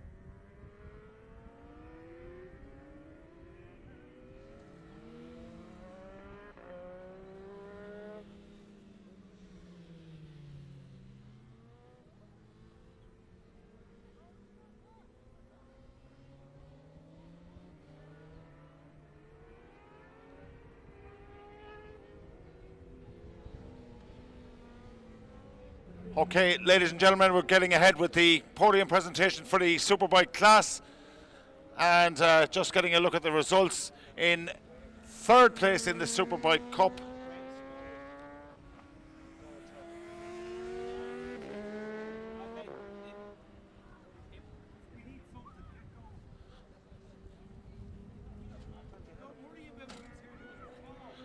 Okay, so I just need the results there, Fergus. We need those results up. I know the first and second. Third place is what's in question. I think third place went to Dara Trapp, but he's not here at the podium. Would that be right, Joe? Dara Trapp. Anyway, we'll get ahead. Second place in the Superbike Cup class goes to Joe Grant, ladies and gentlemen. Well done, Joe. Well done. Congratulations, Joe. We'll get ahead with things. And it's a second win of the weekend goes to Frank Doherty. Well done, Frank. Congratulations, well done. Sorry about the confusion there, ladies and gentlemen. We'll have a word with Joe over here. Joe, the table's turned. Yeah, he ran out of excuses this time and just bet me instead. No, I had nothing for Frank in that race. He was absolutely flying. Got caught up in a big battle in the middle there with Emmett O'Grady and a couple of other lads, and Dean O'Grady and a few others. A good race, but I would have liked to have got away with Frank to see if I could have stayed with him, but wasn't to be. 2 good wins for him this weekend, 3 podiums for myself, so we'll take it. It's a good weekend. Well done, Joe. Congratulations. Fantastic stuff. And our race winner, Frank, you'll have to step down here to me. Well done. Frank Doherty, 2 race wins over the weekend. Happy, Frank, yeah? Yeah, I'm very happy. I had to work hard for that one. I had to work hard. Dara passed me there, Dara Trapp, and I had to give it everything I had to pass him, to take the win. But it's hard when you start. I started fairly high up the grid there. And everybody's behind you. You have to kind of ride defensively for the whole race. It's not easy, But the race was reduced, which was a great help to me, Yeah, it was a bit of a sprint race there, and I'm just sorry, Frank. We have to welcome up onto the podium in third position. Finally, the third place man, Graham Smallwood. Graham, here you are. Collect your Dunlop hat, good man. A quick few words, Graham. That a bit of a surprise, was it? It was. It's a tough old course. First time I was here, so I'm well pleased. Well pleased. Glad to be here. It's a good day. You're a bit late getting up here. We weren't sure what was going on. I thought it was a fourth, but I went down to the van again. They said it was a jump start or something, was it? And then for the third. So. Oh, that's what it was, a penalty there. Okay. Well done, Graham. Do you want to thank anyone quickly while you're here? My crew, Kitty, Alex, Keller, everybody that helped me this weekend. Much appreciated. Thank you. Well done, Graham. Fantastic. And I'm apologies for slightly upside down interviews, but Graham Smallwood in third place. Second place went to Joe Grant, and our race winner, Frank Doherty, ladies and gentlemen. Well done, lads. Thank you very much indeed. Well done, lads. And on to the Superbike class. And in third place, first time we've seen him up here this weekend, and I'm sure he's going to be delighted with this. The man from the southeast. Here he comes, Peter Maloney, ladies and gentlemen. Give him a big round of applause. Come on, Pete. These interviews are always interesting. Well done, Peter. Congratulations. And another second place goes to the Unlimited Industries machine of Luke Johnston, ladies and gentlemen. Well done, Luke. Good man, Luke. Wow, look at that lead. Absolutely fantastic. And we're running out of superlatives for this man. He's had 6 wins from 6 starts this weekend. Give it up for Brian McCormick, ladies and gentlemen. Well done, Brian. Fantastic, Brian. Well done. Cracking stuff. Anyway, Peter, third step on the newly acquired Suzuki for this year. Happy enough? Yeah, sure. I suppose happy to come home with a trophy, or I'd be made sell the bike, So I know we still a lot to do with the bike. We're a million miles away from where we were on the old Beamer. So, look, I don't know. Maybe a sledgehammer and a chisel might help, But fair play to the boys. Richie and Brian were running savage times there this weekend, So they're really after setting the bar fairly high there, for the rest of us. So hopefully next round now we might have she might be a little bit better. Well done, Peter. Onwards and upwards, as they say. Third place, Peter Maloney, ladies and gentlemen. Well done, Pete. And over here to the other side of the podium, Luke, another second place. Just having a look at the wonderful graphics on the lid. Give him a show there on the internet. Give a little look at that. Some of the work that Luke Johnson does with the Unlimited Industries crew. Luke, nice weekend for you. Yeah, I can't complain, definitely. I mean, when I saw the times in qualifying and stuff and saw what Richie and Brian were doing, It took 2 or 3 seconds definitely, so that's the most fun I've had in the Superbike, I think, around there. Just 4 laps, absolute madness. So again, made life hard for myself, but no, it came through in the end, so very happy. Brilliant, Luke, and long season there yet. Yeah, exactly. I mean, to be honest, we've been working with this thing for 2.5 years, and I've never really found a setting that I like. So I did find a setting that I liked this weekend, but it seems to have no speed with it now. So I think we might need to go back to the drawing board anyway. But the main thing is to try and see what's wrong with these starts. I think if I'm going to mount any serious challenge at all, I need to get the starts sorted. So we'll go back to the drawing board. There's a month break now, so yeah, we'll see. 6 weeks, I think, Luke. Yeah, something like that. So yeah, plenty of time to work on that. Well done, Luke. 2nd place. Congratulations. Fantastic stuff. And once again, ladies and gentlemen, he's fed up talking to me now all weekend, but 6 wins from 6 starts, and the wily old fox, he really did it on the 4 lap here. Brian McCormick, ladies and gentlemen. Well done, Brian. Thanks very much. Can relax now. That was a long day. That was a very, very clever bit of work in that 4 lap sprint race, boy. Yeah, the first start, I kind of got bullied around a bit because I'm still trying to mind myself as well, but I kind of felt happy enough sitting behind the front 3, and I said, right, I'll try and pick them off now, my good spots around the track. But then the red flag came out, and I got a better start that time, and a couple of close moves maybe on Derek and Peter, but I knew I wanted to get out in front and kind of put a little bit of a gap if I could, because I had no tyre left. So just, look, worked out brilliantly. The lads worked brilliant, like Brandon, Jamie, and Danny and Carol and Jim and everybody. They all chipped in and did a great job this weekend, and sure can't thank everyone enough. Brilliant point. Crucially, you got in the lead before the end of the first lap, and I think that was kind of important, wasn't it? Yeah. I wanted to kind of get a lap of my own straight away, so that worked out well. You can't really plan for these things. There's a few mad lads out there, and Derek is old as the hills, but he's still fast. You know what I mean? Well, so he's hard to get around. But it's look, it was really enjoyable race, and I enjoyed it. I would have liked to have 10 laps of that. Be careful there, Brian. The van is right beside us. If we could get anything thrown at us up here. Listen, it's been a fantastic weekend for you, and I want to wish you all the best for the TT coming up. Congratulations, Brian. Fantastic weekend. Peter Maloney's getting the head in here. Pete, what are you going to say? No, you say, you see the hands on them, like 5-gallon drums. Making excuses, Peter, making excuses. Well done, lads. Our podium finishers, Peter Maloney, Luke Johnson, and Brian McCormick, ladies and gentlemen. Thank you very much indeed, lads. And we can hand back over to James Halligan in the commentary tower. Thank you very much indeed.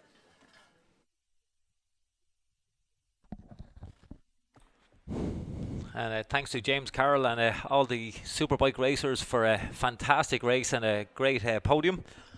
And congratulations to everyone. Great racing. So next up is the Superbike and Supersport B race. This will be over 5 laps.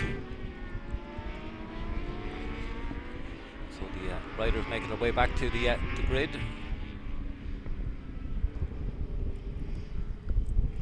First back is number 12, Alan Armstrong, on the what looks like a Yoshimura Suzuki. Alan, one of our older competitors, but very, very quick. Haven't seen Alan back for maybe, it's probably a year and a half, 2 years. Alan and his son always came here to race, and we haven't seen Alan for a long time, and he's come back and stamped his authority on this class all weekend.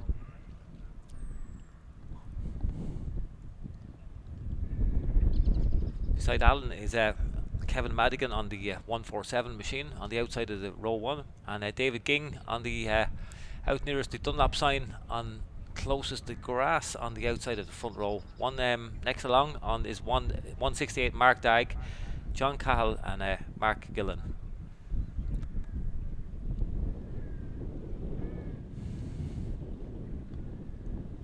Behind him is number 138 John Kavanagh, Derek Crean and Kenneth Middleton. And away we go.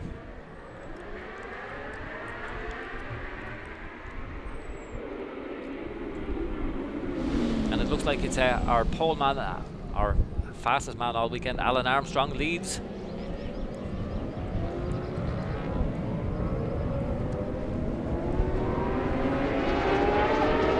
Looks like Kevin Madigan in second position. And I think it's David Ging up in the second on the Triumph, so fair play to David Ging getting off the line. In second position. James Carroll those flights of stairs. You can have 5 pizzas, James, today after that.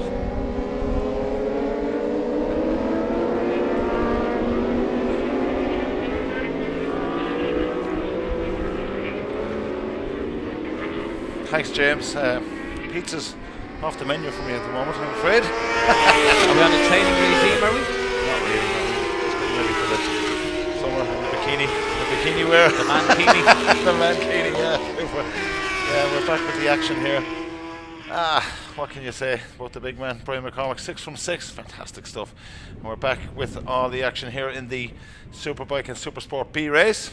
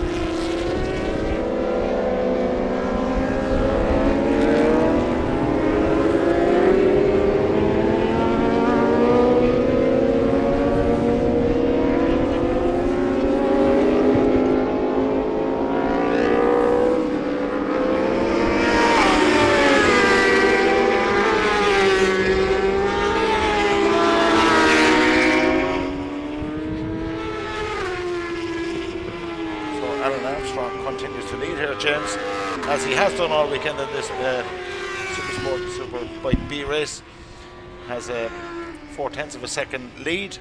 Yeah, David Gingo right on the back wheel of him now at the moment, and Kevin Madigan on the white machine. I think Kevin was on the blue Honda earlier. That looks like a Yamaha R6 that he may have dragged out somewhere. Kevin was absolutely flying in the opening race. Very quick rider. Started from the back of the grid and came all the way through to take a podium position, I believe. They're back with us, up into Southside Motor Factors and Alan Armstrong. And this is the strongest we've seen young David Ging going for a long, long time. He's flying. Yeah, absolutely on it. Going very nicely indeed.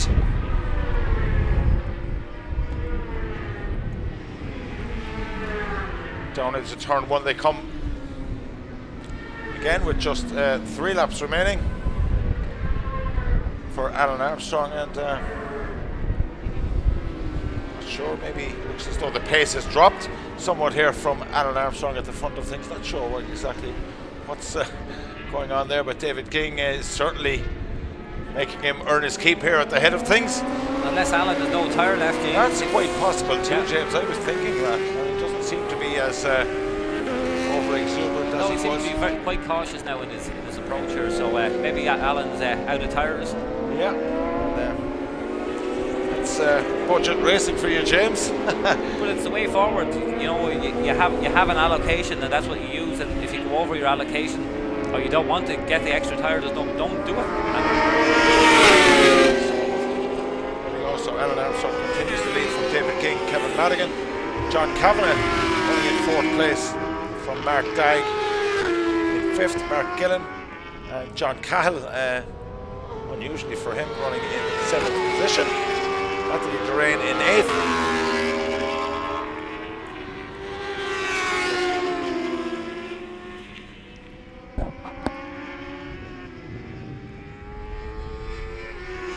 Great to see that young man here this weekend as well. Young Cody Nally. We haven't seen Cody here for a long time. See Cody heading off there. Good. I seen him on the grid, but I was a bit busy. Good to see you, Cody. There's the big man. That was always an interesting interview with Cody when he used to be on the podiums. But yeah, good to see Cody back around the place and in there in the James Kelly camp, I'm sure, during the day. Just making sure everything's going nicely for James. Not quite the success he had in the opening rounds, but I'm sure James will bounce back and get things sorted on that Suzuki. He will indeed, and Alan Armstrong still leads, and Kevin Madigan now up into second position. So Madigan's on the man on the move, and he looks like he's considerably quicker than Alan Armstrong in certain points of the circuit. King's not out of it yet either. Kevin, of course, on a Supersport machine, also David King on a Supersport machine, and Alan Armstrong, I'm sure, he gets onto the faster sections of the circuit as we're heading towards now. We'll open up that gap, but Kevin Madigan is no slouch. He certainly is well able to mix it with the best of them here. And Kevin actually, different line to Alan Armstrong on the exit of Lola. Kevin Strong on the brakes down into 7A and closes right in, and this really is developing into quite a battle, James. It's great to see the farmer out in the field next door. James has got a quick glimpse of him. And they come back up into Bahrain Benz, the right-left chicane on the international loop, and where it tightens up now into Devaney's, and they re-emerge from Devaney's and drop down towards the paddock bend, the left-hander right at the back of the paddock, and Kevin Madigan carrying a lot of corner speed on the 600 there. He's hard on the brakes up the inside of Alan Armstrong. Lovely move, lovely move. Runs it out a bit wide though. Alan Armstrong squares it off. Madigan, that wheelie's going to hurt him down the start finish straight. Big wheelie on there, and the last lap flag is out, James. Madigan riding the wheels off this 600 and keeping that bigger Suzuki at bay, and it looks as though Kevin Madigan, I think Alan Armstrong must have pretty short tyres after the weekend, James. I think that probably is the issue. Yeah. Further back the field, let's see who's coming through now. I'd say it's Mark Dagg.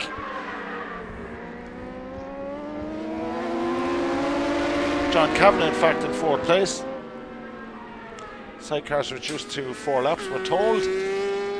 So Kevin Madigan on his merry way around Bridgestone turn 4 for the last time. Cracking stuff from Kevin Madigan.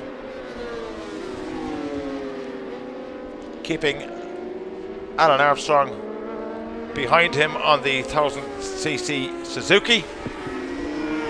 And Armstrong now will come under a bit of pressure from David Ging. David Ging, I have to say, is very, very impressive. Can he outbrake him down into 7A or 7B? There's Madigan, meanwhile, at the head of things, and he does a great job. No, not he quite, doesn't. Not quite. He's close, though. He is close. He had a good look anyway. And getting closer. But I think Armstrong just nursing it home here, as you may say, and just wants to get it all home in one piece. And here's Ging going to have a look up the inside into Devaney's, and does. Good job by David Ging. Yeah, quite a few moves there this weekend, James. It's a good passing spot there on the approach to Devaney's. Drop down back into Paddock Bend. There is Kevin Madigan into Southside Motor Factors for the final time of asking on his 600 machine. Well done, Kevin. Cracking race from him. And David King will take the second place. Checkered flag. They get the applause from the pit crews, and Kevin Madigan, lovely win for him from David King, and third place goes to Alan Armstrong. So down to the final race of the weekend, James. Alan Armstrong finishes there in third. John Kavanagh, Mark Dagg, John Cahill, Mark Gillen, and Anthony Durain finishes there in 8th position. James, I need to run for 2 minutes downstairs to finish off the closing programme. So, riders on the way back into the paddock, and we will very shortly be getting ahead with the final race of the weekend. The sidecars run over 4 laps.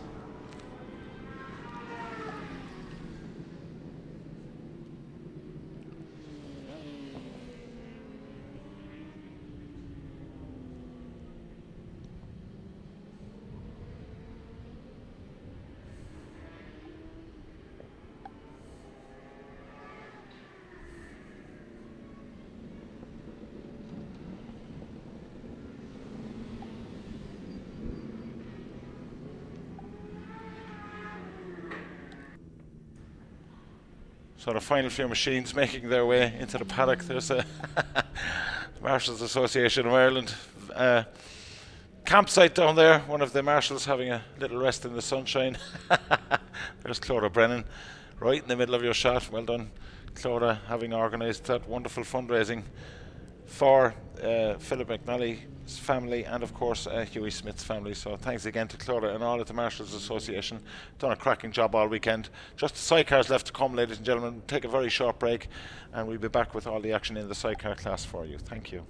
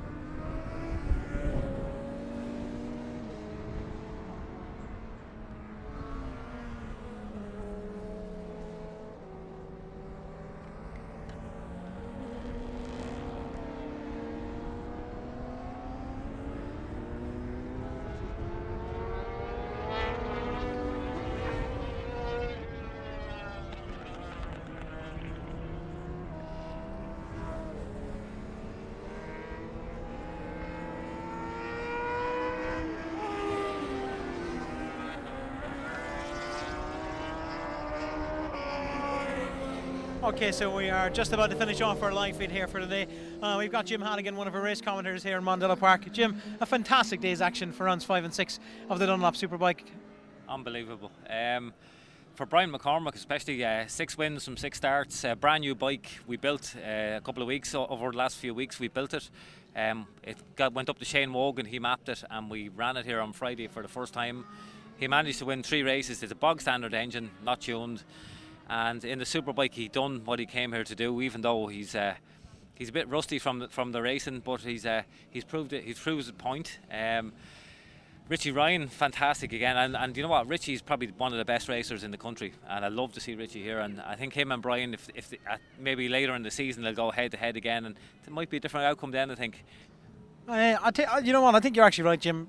Richie's fantastic. He really is. He's been unbelievable form from the start of the season. Brian McCormack was the standout rider today. There's no one can take that from him. He's had that 6 wins in Supersport and Superbike. It's been absolutely fantastic. But it is good to see someone doing the 2 classes and to get the 6 wins. It's good to see someone different win. Richie's been, as they say in America, he's the most winningest rider we've ever had in the Masters Series.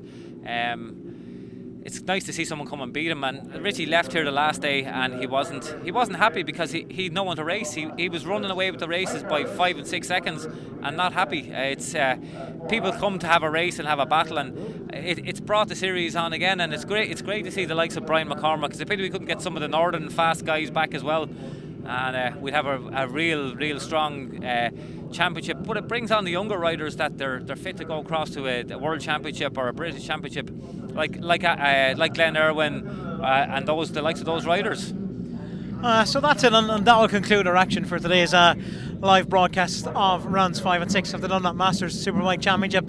You can catch us in action again for rounds number 8 and 9. We'll be televising them and they'll be out on the live broadcast as well. Well, thank you very much, folks, for watching today, and you can get more information on the upcoming rounds and when this is going on the televised programme on the social media pages. But until then, take care.